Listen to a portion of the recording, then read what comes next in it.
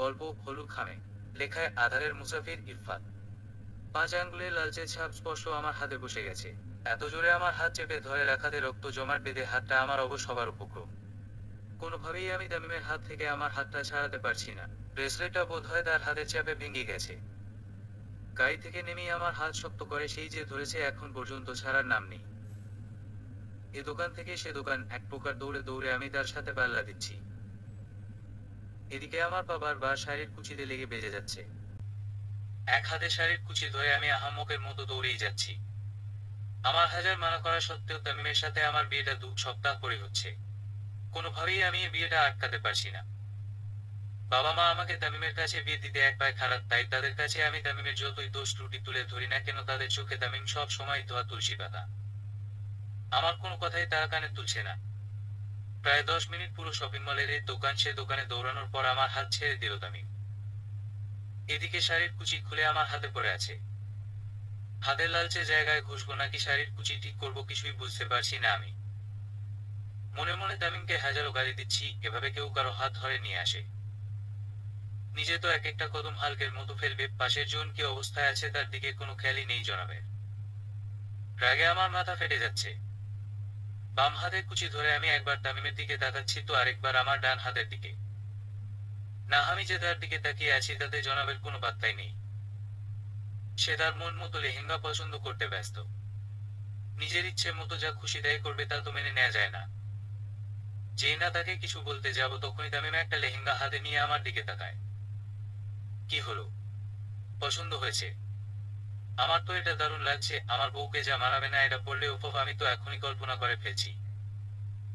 তার এমন কথায় আমার নিজেকে খুব অসহায় লাগছে। কোথায় আমি শাড়ির কুচি ধরে আছি আর সে কিনা কল্পনা করতে ব্যস্ত। আমার মুখ দেখে বোধহয় তামিম কিছু একটা বুঝতে পেরে আমার হাতের দিকে তাকালো। নিজের হাতে লেহেঙ্গাটা পাশে রেখে আমাকে আড়ালে নিয়ে গেল। শাড়ি সামলাতে না পারলে শাড়ি পরো কেন? কুচি ধরে হাঁটতে বুঝি তোমার খুব ভালো লাগে যান? হা করে কি দেখছো? কুচিটা দাও আমার হাতে। কে আশ্চর্য, কে আশ্চর্য! আমার এই অবস্থার জন্য সে নিজেই দেয়, অথচ আমাকেই এখন কথা শোনাচ্ছে। আর আমিও আহাম্মকের মতো তার বকা শুনেই যাচ্ছি। কি স্টুপিড আমি! তানহা, তোর কি লজ্জা নেই? এই ঝগড়ুটে ছেলের কাছ থেকে তুই কথা শুনেই যাচ্ছিস।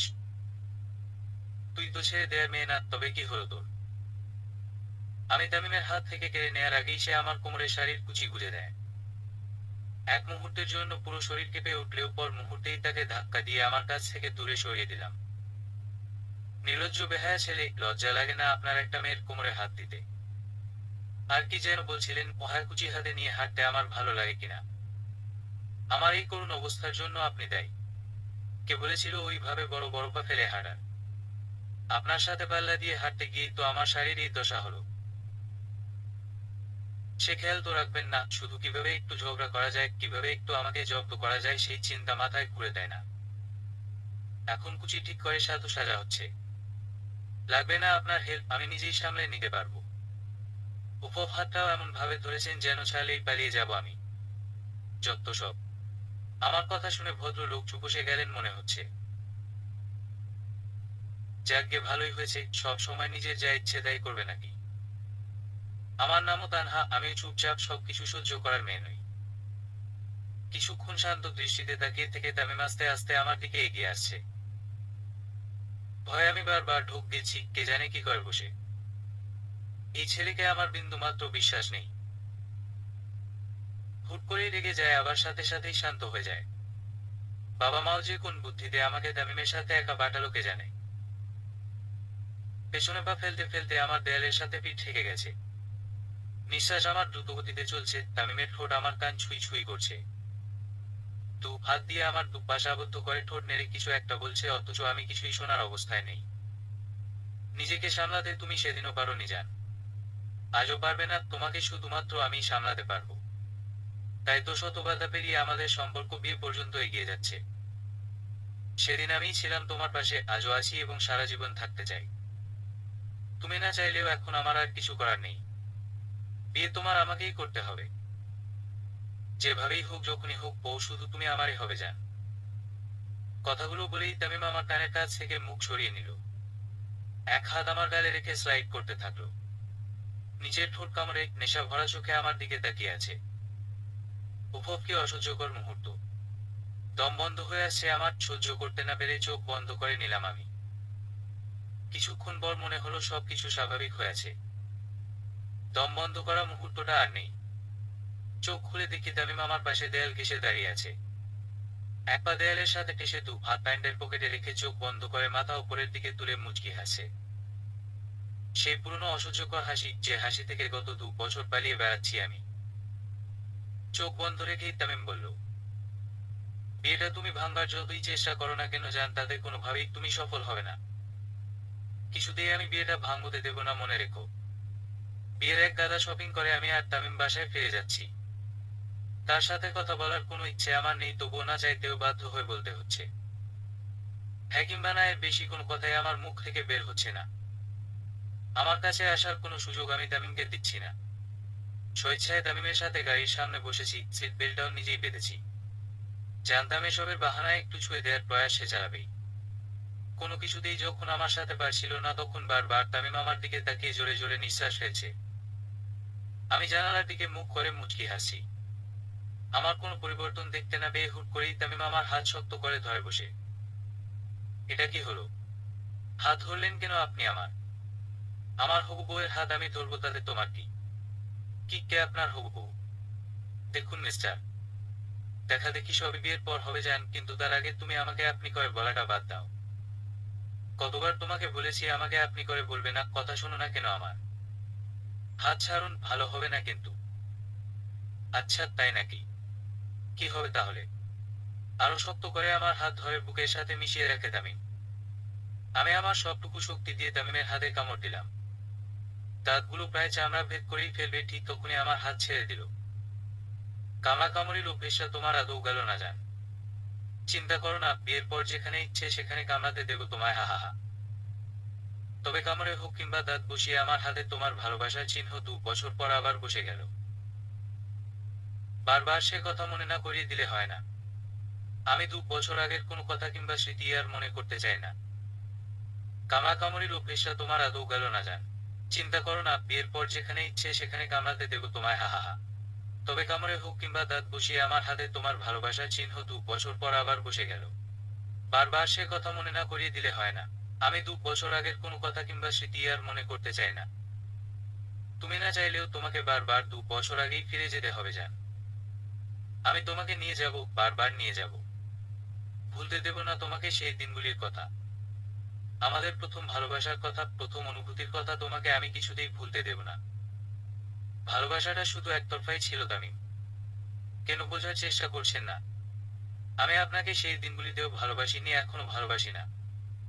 একতরফা ভালোবাসা কখনোই পূর্ণতা পায় না তামিম, প্লিজ বোঝার চেষ্টা করুন। অপেক্ষায় থাকবো আমি, আমাকে ভালো তুমি বাসবেই। আমাদের ভালোবাসা পূর্ণতা পাবেই, সেদিনটার অপেক্ষায় দিনের পর দিন বসে থাকবো আমি। আমার বিশ্বাস তুমি আমাকে ভালোবাসবেই, প্রয়োজন পড়লে বাধ্য করবো, তবুও তোমাকে ছাড়া থাকা অসম্ভব। সো প্লিজ আমাকে কনভিন্স করে তুমি এই বিয়েটা আটকাতে পারবে, সে আশাবাদ দিয়ে দাও জান। বিয়েতে ফোকাস করো, ভাবছি তুমি যদি সব থেকে বেশি হাইলাইট হয়ে থাকো তখন তো আমাকে আর কেউ পাত্তাই দেবে না। শত শত মানুষ আর ক্যামেরার ভিড়ে আমি এক কোণে পড়ে থাকবো। এত বড় কোম্পানির একমাত্র মালিক কিনা কারো কাছে পাত্তাই পাবে না, ভাবো একবার যান। আমি কি করে বোঝাবো তামিম, আপনাকে আমি ভালোবাসতে পারবো না? আমার সবটুকু ভালোবাসা জুড়ে যে অন্য কেউ আছে, খুব যত্নে খুব গোপনে। সে ফিরে আসবে, তাকে ফিরে আসতেই হবে। আমাকে দেয়া তার প্রতিশ্রুতি সে পূরণ করবেই, সে আমাকে কথা দিয়েছে সে ফিরে আসবে। বাড়ি ফিরে তামিমকে নিয়ে শপিংয়ে কি কি কিনলাম তার বর্ণনা মায়ের কাছে দিতে দিতে আমি ক্লান্ত। একে তো বিয়ে নিয়ে শুরু থেকেই আমার মন খারাপ, তার উপর বারবার তামিমের কথা শুনতে শুনতে আমি বিরক্ত। কি করে মাকে বোঝাই আমি এই বিয়েতে খুশি নই, কি করে মাকে বোঝাই আমি কারো কাছে প্রতিজ্ঞাবদ্ধ, কি করে বোঝাই সবাইকে আমি তামিমকে চাই না অন্য কাউকে চাই। রুমে এসে আমি সোজা ওয়াশরুমে ঢুকে গেলাম। এখন শরীর মন সবকিছুই ঠান্ডা রাখতে হবে, তবেই মাথা কাজ করবে আমার। তামিমের হাত থেকে যে করেই হোক আমাকে বাঁচতেই হবে। এ বিয়েটা কোনোভাবেই হতে দেয়া যাবে না। ইচ্ছে হয় এই হলুদ খামের চিঠিটা 1000 বছর ধরে আমার বুকে আগলে রাখি। মানাপ কবে তুমি আসবে? আমার যে তোমাকে খুব প্রয়োজন। দ্রুত এসো, তোমার অপেক্ষায় আমি ক্লান্ত মানাপ। এই হলুদ খামের একটা চিঠি, তোমার শেষ স্মৃতি। এই চিঠি নিয়ে বছরের পর বছর কাটিয়ে দিচ্ছি আমি। আর ধৈর্য রাখতে পারছি না মানাফ। তোমাকে দেখার তীব্র অসুখ আমাকে পেয়ে বসেছে। খুব ইচ্ছে করে তোমাকে একটু ছুঁয়ে দিতে। তুমি দেখতে কেমন খুব জানতে ইচ্ছে করে। তুমি আমার সেই পুরনো মানাফে আছো কিনা খুব দেখতে ইচ্ছে করে। যেন মানাফ, এই চিঠি আমি 1000 বার পড়েছি, এই চিঠির ঘ্রাণ সেই আগের মতোই আছে। কলমের কালিগুলো কাগজের সাথে মিশে যাচ্ছে, তবুও সেই পুরনো অনুভূতি, তোমার পুরনো স্পর্শ। আমি কিছুতেই বিয়ে করতে পারবো না মানাফ, তোমাকে আমি কথা দিয়েছি আমি তোমার জন্য অপেক্ষা করব। তোমাকে দেয়া প্রতিশ্রুতিগুলো ফিকে হয়ে যাচ্ছে মানাফ। আমার দেয়া হলুদ খামের চিঠিটাও কি তুমি আমার মতো আগলে রেখেছো? নাকি ভুলে গেছো সেই চিঠির কথা? ভুলে গেছো আমাকে? ভুলিনি জান, আমি কিছুই ভুলিনি। তোমাকে দেয়া প্রতিটি প্রতিশ্রুতির কথা আমার মনে আছে। তোমার দেয়া হলুদ খামের শেষ চিঠির প্রতিটি অক্ষরে অক্ষরে আমি আজও তোমার ঘ্রাণ পাই। আমি ফিরে এসেছি জান, তোমার সেই মানাফ ফিরে এসেছে। কিন্তু আফসোস, এত কাছে থেকেও তুমি আমাকে চিনতে পারলে না। আমি বলবো না আমি ফিরে এসেছি, তোমাকে চিনে নিতে হবে জান। আমার সেই ছোট্ট তানহা আমাকে কি করে চিনতে পারে আমিও দেখতে চাই। তোমাকে আমি আমার করেই নেব, এবার তুমি আমাকে চিনতে পারো কিনা সেটাই দেখার বাকি। একবার পালিয়েছো তুমি আমার হাত থেকে, আর পালাতে দেব না জান। এটা ঠিক না ভাইয়া, তুই বলেছিলি তুই আজকেই বলবি। তোর কথা মতো আমি তোর জন্য রং চা বানিয়ে ছাদে নিয়ে এলাম। চা খেয়ে এখন বলছিস আজ না অন্যদিন বলবি। এই অবিচার আমি সহ্য করব না। আমার চা ফিরিয়ে দেখ, না হয় আমাকে এখনই বল তোর সেই কাহিনী। অপেক্ষা কর, বেশি না 1 ঘন্টা পরই ওয়াশরুমে যাব। আমি বের হয়ে গেলেই তুই তোর চা ওয়াশরুম থেকে নিয়ে নিস। ছি ভাইয়া, তুই কি খাটাস এটা আমাকে বলতে পারলি? আমি তো ভেবেই পাই না তানহা আপু তোর কি দেখে বিয়ে করছেছি।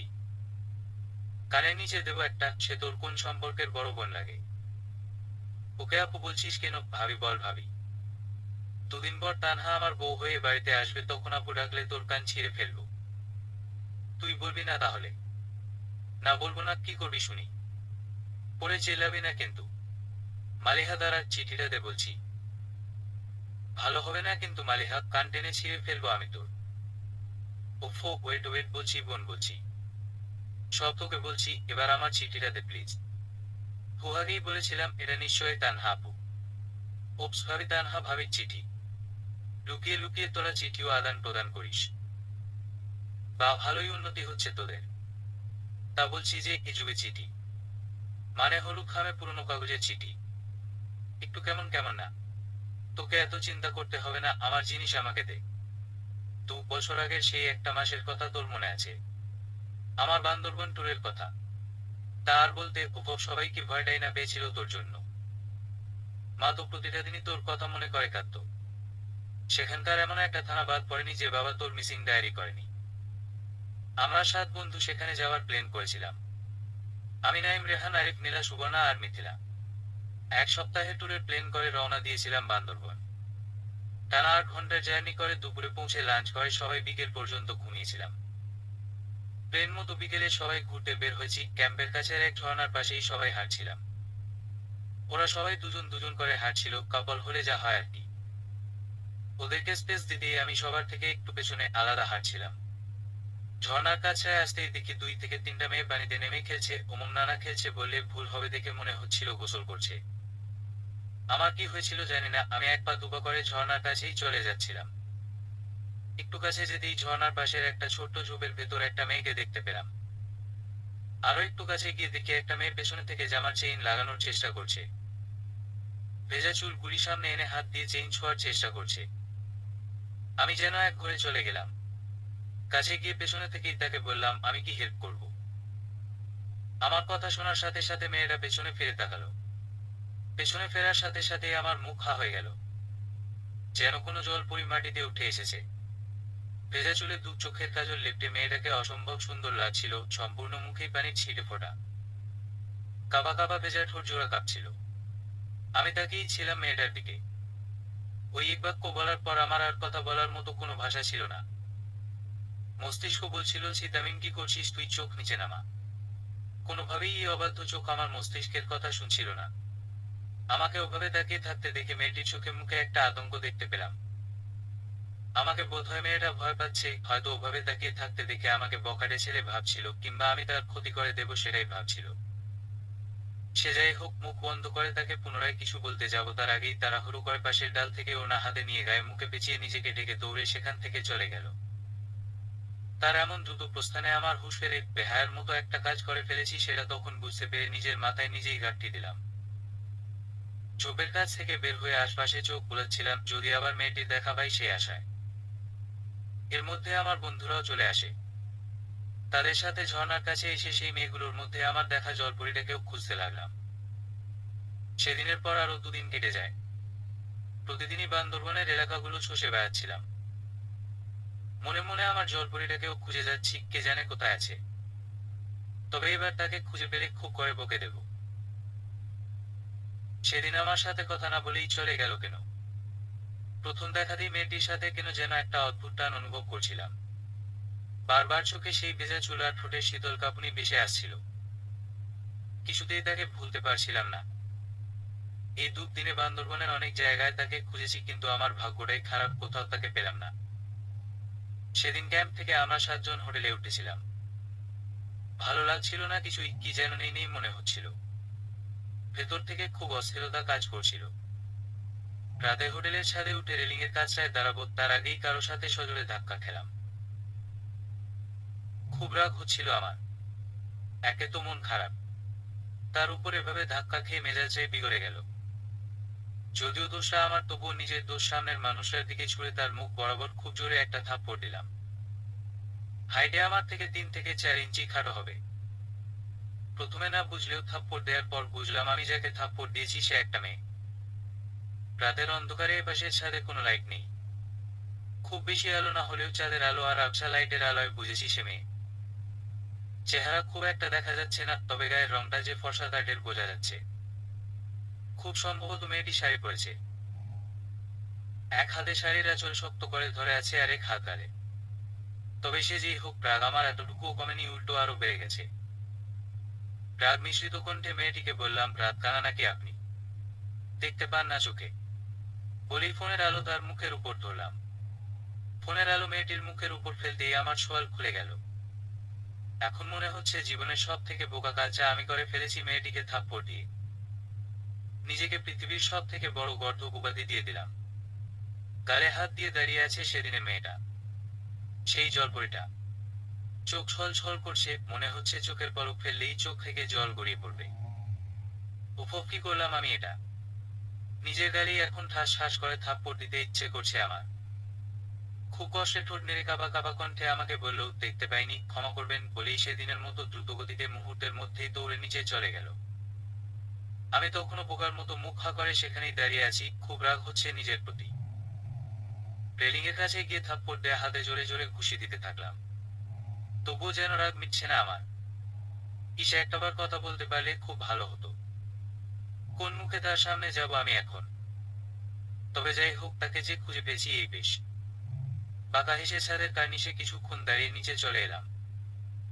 সকালের খাবার খেয়ে বন্ধুদের নিয়ে বাহিরে বের হওয়ার প্রস্তুতি নিচ্ছি, তখনই জলপরীর দেখা পেলাম। এই যা, তাকে বারবার জলপরী কেন বলছি? না, আজ যে করেই হোক তার নাম জানতে হবে। আর যাই হোক, ক্ষমা তো চাইতেন হবে। বন্ধুদেরকে চলে যেতে বলে আমি ভয়ে ভয়ে এগিয়ে যাচ্ছি তার দিকে। হোটেলের সামনের কদম গাছের নিচে দাঁড়িয়ে আনমনে কি যেন ভাবছে আমার জলপরী। তাকে দেখে একদম কবি কবি মনে হচ্ছে। অথচ তাকে এক পলক দেখে যে কোনো কবি 1000 লাইনের কবিতা লিখে ফেলতে পারবে, তা আমি দলিল দিয়ে লিখে দিতে পারি। কাছে গিয়ে তাকে বললাম, এই যে শুনছেন, আমার 3 শব্দের স্পর্শটাকেও তার কোনো হেলদোল নেই। এবার আমি তার কাঁধে আলতো ছুঁয়ে দিতেই সে পেছনে ফিরে আমার দিকে ভয়ার্ত চোখে তাকালো। তার ওই চাহনি আমাকে প্রতি সেকেন্ডেই লজ্জায় ফেলে দিচ্ছে। আমি তাকে কিছু বলতে যাব তার আগেই সে আমাকে ধাক্কা দিয়ে বলল, দূরে থাকুন, কাছে আসবেন না আমার। আমি চিৎকার করব কিন্তু। তার হাতের ধাক্কায় কিছুটা পিছিয়ে গেলাম আমি। বুঝতে পারছি না তার আমাকে এমন কথা বলার মানে কি। আমি তো তার কাছ থেকে ক্ষমা চাইতে এসেছি। আরেকটু সামনে এগিয়ে তাকে কিছু বলতে যাব তার আগেই সে আমাকে বলল, আপনাদের মতো ছেলেদের জন্যই মেয়েরা কোথাও নিরাপদ না। ছি, লজ্জা লাগে না আপনার? ভাগ্যিস সেদিন আমি পালিয়ে গিয়েছিলাম, নইলে আমিও কোনো পত্রিকার হেডলাইন হয়ে পড়ে থাকতাম। খবরদার আর এক পাও এগোবেন না, নইলে আমি চিৎকার করব। তার এমন উদ্ভট কথা শুনে আমার মাথা গরম হয়ে গেল। কি বলছে এই মেয়ে? তাকে তো আমি সেদিন হেল্প করার জন্যই। তাহলে কি কাল রাতের কথা তার মনে নেই? মোবাইলের আলো মেয়েটির মুখে ফেলাতে আমাকে বোধহয় অন্ধকারে দেখেনি। সে হিসেবে ভালোই হয়েছে, আমাকে আর কষ্ট করে ক্ষমা চাইতে হবে না। কিন্তু আমাকে ভুল বোঝার কোনো মানেই হয় না। সে যাই হোক, তাকে এবার কথা না শোনালে আমার শান্তি হবে না। দু চাটা করা করা বাক্য মনে মনে আওড়াচ্ছিলাম, যখনই তাকে কিছু বলতে নিব কোথা থেকে সেদিনের ঝর্ণার নিচে খেলতে থাকা মেয়েগুলি তাকে এসে নিয়ে গেল। সেবারও কিছু হলো না। মনটা আমার খারাপ হয়ে গেল, সাথে রাগও উঠেছিল খুব। রাগে ফুঁসতে ফুঁসতে হোটেলের ভেতর ঢুকে গেলাম। সেদিন আর ঘুরতে যাওয়ার ইচ্ছে হলো না। বিকেলে ছাদে উঠতেই আমার জলপরীর দেখা পেলাম। মনে মনে আমি ভীষণ খুশি। এবার আমি কিছু একটা করবই করব। সাদামাটা প্রস্তুতি নিয়ে তার পেছনে এসে দাঁড়ালাম। আশপাশ তাকিয়ে আর কাউকে দেখতে পেলাম না। যাক, ভালোই হয়েছে, ভুল বোঝাবুঝির একটা সমাধান শান্তিতে করতে পারবো। তার পাশে গিয়ে রেলিং ধরে দাঁড়াতেই সে আমাকে দেখে ভয় পেয়ে যায়। দ্রুত আমার পাশ থেকে ছিটকে সরে যায়। আমাকে দেখে এভাবে ভয় পাওয়ায় আমি ভীষণ অবাক হয়ে গেলাম। মেয়েটা আমাকে কেন ভয় পাচ্ছে তার কারণ আমার অজানা। কাছে গিয়ে তাকে শান্ত করতে যাব তার আগেই সে মিলি নাম ধরে চিৎকার করে ডাকতে থাকে। সাথে সাথেই পেছনে থেকে একটি মেয়ে দৌড়ে আমাদের কাছে চলে আসে। মিলি নামে মেয়েটা আমার দিকে কিছুক্ষণ তীক্ষ্ণ দৃষ্টিতে তাকিয়ে থেকে আমার জলপরীর হাত শক্ত করে ধরে। কি হয়েছে তানহা? তুই ওভাবে চিৎকার করছিলি কেন? কে এই লোকটা? মিলির কথা শুনে বুঝতে পারলাম আমার জলপরীটার নাম তানহা। তানহা বারবার মনে মনে নামটা আওড়াতে থাকলাম। এর আগেও এই নাম আমি অনেকবার শুনেছি, কিন্তু এতটা ভালো লাগেনি যতটা না এখন লাগছে। মনে হচ্ছে এ নাম আজ প্রথম শুনছি। পৃথিবীর সব থেকে সুন্দর নামটি বোধ হয় তানহা। মনে মনেই হেসে ফেললাম। আমাকে মুচকি হাসতে দেখে আমার জলপরী এ মানে তানহা বলল, লজ্জা করে না আপনার? বেহায়ের মতো হাসছেন আপনি। মিলি, তোকে বলেছিলাম না সেদিনের কথা? এই লোকটাই ছিল সেদিন ঝর্ণার কাছে। নির্লজ্জের মতো আমার শরীর চোখ দিয়ে গিলে গিলে খাচ্ছিল। আমার কাছেও আসতে চেয়েছিল। ভাগ্য সহায় ছিল আমার, সেদিন আমি দৌড়ে পালিয়ে এসেছিলাম, নয়তো আমিও আজ ধর্ষিতার খাতায় নাম লেখাতাম। আজ সকালেও আমার সাথে কথা বলার বাহানা খুঁজছিল। তানহার কথায় আমি হা করে তাকিয়ে আছি তার মুখের দিকে। সে কি বলছে এসব? আমি আর ধর্ষণ? যেখানে আমি কিনা কোনো মেয়ের সাথে সেদে কথা পর্যন্ত বলি না, সেখানে সে আমাকে। হ্যাঁ মানছি, সেদিন ওভাবে তার দিকে তাকিয়ে থাকা আমার ঠিক হয়নি, তাই বলে ধর্ষকের ট্যাগ দিয়ে দেবে? আমার আবার রাগের উপর তেমন একটা কন্ট্রোল নেই। তানহার কথা শুনে আমার রাগে গা কাঁপছে। হাত দুটো মুঠ করে তানহার দিকে এগিয়ে যেতেই সে আমাকে ঠাস করে থাপ্পড় দিয়ে বলে, আর কোনোদিনও যেন আমার সামনে আপনাকে আমি না দেখি, বেহায়া ছেলে। কি থেকে কি হয়ে গেল আমি সেটাই বুঝে উঠতে পারছিলাম না।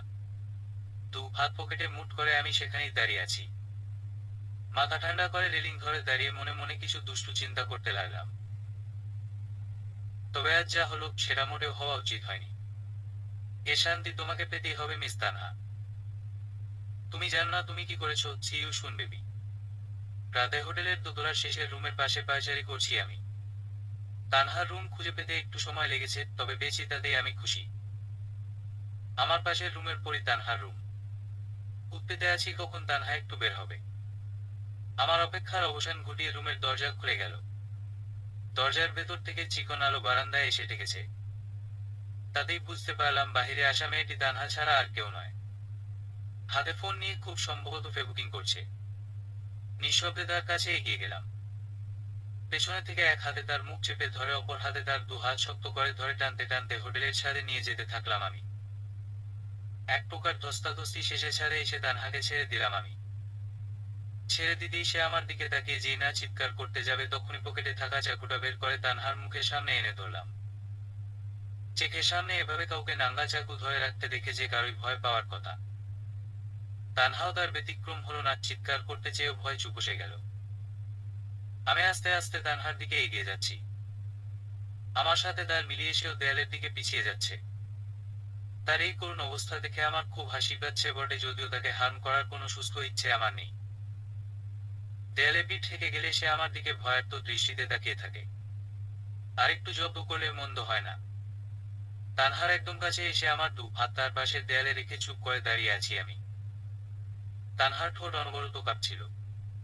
চোখের সবটা জুড়ে আমার জন্য শুধুমাত্র ভয়টাই দেখতে পাচ্ছিলাম আমি।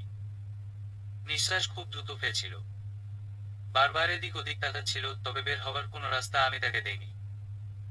হাসি চেপে রেখে তাকে বললাম, আমাকে বেহায়া ছেলে বলেছিলে না, তাই বেহায়াপনা করতেই তোমাকে ছাদে নিয়ে এলাম। আমার বেহায়াপনা দেখবে না, মিস তানহা। আমার কথায় তানহা আরো বেশি ভয় পেয়ে গেল। নিঃশ্বাস দ্রুত থেকে দ্রুত গতিতে চলছে তানহার। কাঁপা কাঁপা কণ্ঠে আমাকে বলল, কে কেন করছেন এমন? আমি কি করেছি আপনাকে? আমার সাথেই কেন? তাকে থামিয়ে দিয়ে আমি বললাম, ওই যে নির্লজ্জ আমি। লজ্জা নেই আমার, তাই তো এত কিছু হবার পরও তোমার সামনে আসতে পেরেছি। তানহা এবার বোধ হয় কেঁদেই দেবে। এক হাতে তার মুখের সামনের চুল কানের পেছনে গুজে দিয়ে বললাম, সব ভুল বোঝাবুঝি সমাধান করতে এসেছি আজ। চুল থেকে হাত সরিয়ে নিতেই তানহা আমাকে ছাড়িয়ে দৌড়ে পালাতে চাইলে তার ওড়না ধরে আমি টান দিলাম। ভদ্রমেয়েটা ওড়না ছাড়া নিচে নামেই না পণ করে নিয়েছে হয়তো, তাই তানহার ওড়না ধরে টান দিতেই সে সেখানেই দাঁড়িয়ে গেল। তানহার হাত শক্ত করে ধরে আমি টেনে রেলিং এর কাছে নিয়ে এলাম। এক কোনায় দাঁড় করিয়ে আমি তার সামনে দাঁড়িয়ে রইলাম। তারপর তারপর তারপর কি করেছিস তুই ভাইয়া? তারপর আর কি? তানহাকে বুঝিয়ে বললাম, সে আমাকে ভুল বুঝেছে। সেদিনের সব সত্যিটা তাকে খুলে বললাম। আজ অনেক হয়েছে মালিহা, এবার তুই যা। যতটুকু সময় নষ্ট করে তুই কফি বানিয়ে এনেছিস তার চেয়ে আরো বেশি সময় আমি নষ্ট করেছি তোর জন্য। আবার যেদিন কফি বানিয়ে আনবি সেদিনই বাকি ঘটনা শুনতে পাবি। এখন যা আমার চোখের সামনে থেকে। তুই আমাকে এভাবে বলতে পারলি? যাই হোক, তোদের লাভ স্টোরি যতটুকু শুনলাম তোর মুখ থেকে, তাতে মনে হলো আমার ভাইটা সত্যিই একটা লুচু। তবে রে, তোকে আজকে দেখাচ্ছি দাঁড়া। সেদিন ছাদে আমার কি হয়েছিল কে জানে। আমি প্রতি মুহূর্তে এক গভীর ঘোরে চলে যাচ্ছিলাম। যতবার তোমার মুখের দিকে তাকাচ্ছিলাম ততবারই আমি হারিয়ে যাচ্ছিলাম। মনে হচ্ছিল কোনো এক অদ্ভুত টান আছে আমাদের।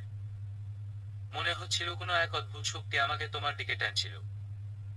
সেই প্রথম স্পর্শের কথা আমি আজও ভুলিনি জান। সেই প্রথম স্পর্শ করার অনুভূতিটা আজও মনে শিহরণ জাগায়। সেদিন তোমাকে সত্যিটা বলে দিব ভেবে যত তোমার কাছে আসছিলাম ততই অদ্ভুত এক মায়া আটকে যাচ্ছিলাম। আমি কাছে আসতেই তানহা ভয়ে চোখ বন্ধ করে ফেলল। কাঁপতে থাকা ঠোঁট আর বন্ধ চোখ দেখে আমি সত্যিই সেদিন বেহায়া হয়ে গিয়েছিলাম। না চাইতেও তার কাঁপতে থাকা ওই ঠোঁটের নেশায় ডুবে গিয়েছিলাম আমি। থাকতে পারিনি আমি সেদিন তানহার ঠোঁটকে না ছুঁয়ে। সেদিনও বলা হয়নি তানহাকে আগেই সে আমাকে খারাপ ভাবতো, আর সেদিনের পর তো আরো বেশি খারাপ হয়ে গিয়েছিলাম আমি তার চোখে। পরদিন বন্ধুদের নিয়ে পাহাড়ে ঘুরতে বের হলাম, কিন্তু পাহাড় দেখার পরও কিছুতেই শান্ত হচ্ছিল না আমার মন। বারবার কাল রাতের কথা মনে পড়ছিল। তানহাকে আমাকে সত্যিই খারাপ ভাবলো। এখন কি করছে কে জানে। তানহার সাথে আরেকবার কথা বলতে খুব করে ইচ্ছে করছে আমার। কাল যা হলো তা আমি ইচ্ছে করে। দুপুরে হোটেলে ফিরেই জানতে পারলাম কাল তানহা বান্দরবন থেকে চলে যাবে। 5 দিনের সফর এসেছিল, আজই তাদের শেষ দিন।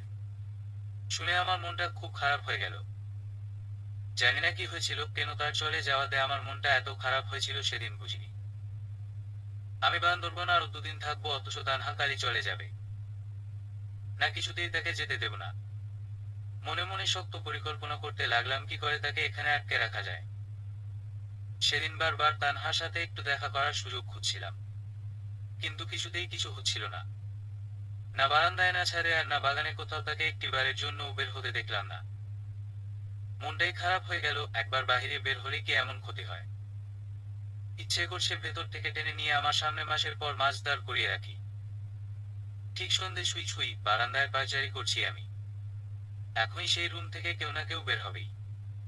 প্রায় মিনিট 5 পায়চারি করতেই ভেতর থেকে কেউ একজন বের হলো। দরজা খোলার শব্দ হতেই আমি দ্রুত পকেট থেকে ফোন বের করে ফোনে ব্যস্ত হয়ে গেলাম। কেউ একজন আমার কাছে এগিয়ে আসছে বুঝতে পেরে আমি ফোন এদিক সেদিকে নেড়ে বোঝাতে চেষ্টা করছি এখানে নেট পাওয়া যাচ্ছে না। একবার ডান দিকে একবার বাম দিকে উপরে নিচে ফোন নেড়ে নেড়ে সেখান থেকে চলে আসার জন্য বা বাড়াতেই একটি মেয়ে কণ্ঠ আমাকে বলল, এই যে শুনছেন না, মানে একটা হেল্প করবেন প্লিজ। আমরা না খুব বিপদে পড়েছি। যদি একটু আমার সাথে রুমে আসতেন প্লিজ, একটু সময় নিয়ে আসুন না। হিসেব অনুযায়ী যা ভেবেছিলাম তাই হচ্ছে, তবে মেয়েটি মিলি কিংবা তানহা দুজনের মধ্যে কেউই নয়। যাকে তাতে আমার ঠিক সেই রুমের ভেতরে ঢুকাই হচ্ছে আমার উদ্দেশ্য। আমি মেয়েটির দিকে তাকিয়ে হাসি দিয়ে তার প্রশ্নের সাথে সহমত বুঝিয়ে তার পিছু পিছু হাঁটতে লাগলাম। কাঙ্ক্ষিত রুমের ভেতরে ঢুকতেই আমার ঠোঁটের কোণে হাসি ফুটে উঠল। ভেতরে গিয়ে আমি যা দেখতে পেলাম তাতে আমার চোখ জল জল করে উঠল। আমার সামনে দাঁড়িয়ে আছে আমার জলপরি। পাশে মিনি নামের মেয়েটিও আছে। আমাকে দেখে তানহা যে খুশি হয়নি সেটা তার চেহারা দেখে ঢের বোঝা যাচ্ছে। মিলি আর তানহা দুজন কানাকানি করে কি যেন বলছে। তাদের দুজনের তীক্ষ্ণ দৃষ্টির মুখোমুখি আমি আর হতে পারছি না। ব্যস্ততার অজুহাত দেখিয়ে আমাকে নিয়ে আসা মেয়েটিকে বললাম, বলুন আমাকে এখানে কেন ডেকে নিয়ে এসেছেন? আসলে আমি একটু ব্যস্ত। আমার কথার উত্তরে মেয়েটি একবার উপস্থিত সবার মুখের দিকে তাকিয়ে আমাকে বলল, প্লিজ আমাদের হেল্প করুন। আসলে সন্ধ্যা থেকেই হুট করে ওয়াশরুমে পানি আসা বন্ধ হয়ে গেছে। কি হলো কিছুই বুঝতে পারছি না। বিকেলে তো সব ঠিকই ছিল, কিন্তু এখন কি যে হলো? ম্যানেজারকে ফোন দিয়েও পাচ্ছি না। নিচে নেমে কাউকে ডেকে আনবো, তখনই আপনার দেখা পেলাম। আমার পরিকল্পনা সফল হয়েছে বলে মনে মনে খুব খুশি হলাম। রেহানকে ছোট্ট করে একটা মেসেজ দিয়ে বুক ফুলিয়ে তানহাদের ওয়াশরুমে ঢুকে গেলাম। ভেতরে গিয়ে কিছুক্ষণ পানির কল নেড়ে চেড়ে তাদেরকে বোঝাতে চেষ্টা করলাম যে আমি এই কাজে দক্ষ। চিন্তিত মুখ নিয়ে ওয়াশরুম থেকে বের হয়ে আমি তাদের দিকে তাকিয়ে কিছু একটা চিন্তা করার ভঙ্গিমা করছি। আমাকে দেখে তানহা ওই মেয়েটিকে উদ্দেশ্য করে বলল, আর কাউকে পাসনি?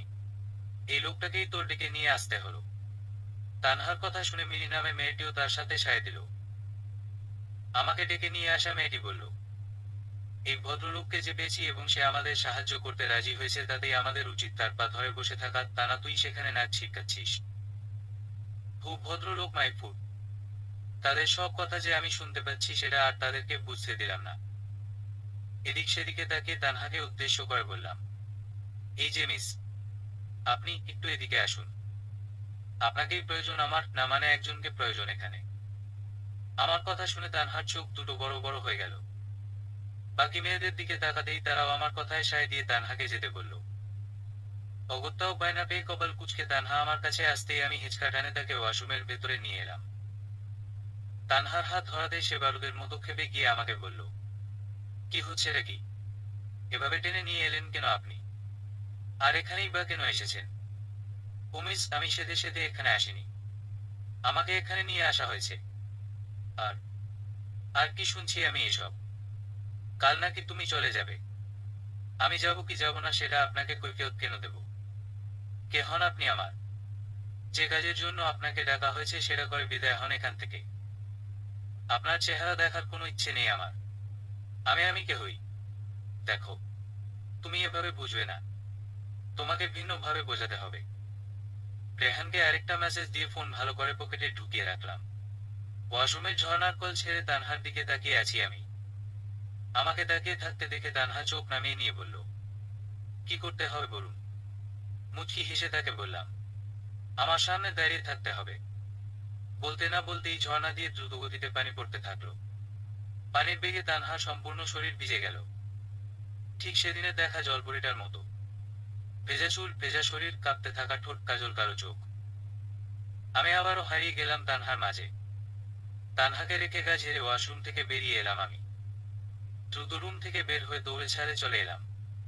আমাকে দেখে রেহান বলল, কাহিনী কি বলতো? আমাকে ছাদে এসে দোতলার পানির পাইপ বন্ধ করতে বললি কেন? রেহানের এই প্রশ্নের কি উত্তর দেব তা আমার জানা নেই। মুচকি হেসে বললাম, অন্য কোনো একদিন বলবো। তুই নিচে যা, আমার কাজ আছে। ছাদের রেলিংয়ে দুহাতের ভর রেখে ভাবছি কি করে তানহাকে আটকে রাখা যায়। কাল যে করেই হোক তানহাকে যেতে দেয়া যাবে না। কিন্তু তাকে আটকে রাখার মানে কি? আমি কেন তানহাকে নিয়ে এত বাড়াবাড়ি করছি? ওয়েট, কি হচ্ছে আমার? আমি কি সেই আলমানাফ আহমেদ তামিম? প্রেম ভালোবাসার ক্ষেত্রে মেয়েদেরকে তো আমি দু চোখে দেখতেই পারি না, সেখানে তানহার কথা মনে হতেই আমার এমন কেন হয়? মনে হয় মনে হয় সময়টা থেমে গেছে। মনে হয় সে ছাড়া আমার চারপাশে আর কিছুই নেই। হৃদস্পন্দন দ্রুত হয়ে যায়। আইফের কাছ থেকে শুনেছিলাম এসব নাকি ভালোবাসায় তবেই হয়। তাহলে কি?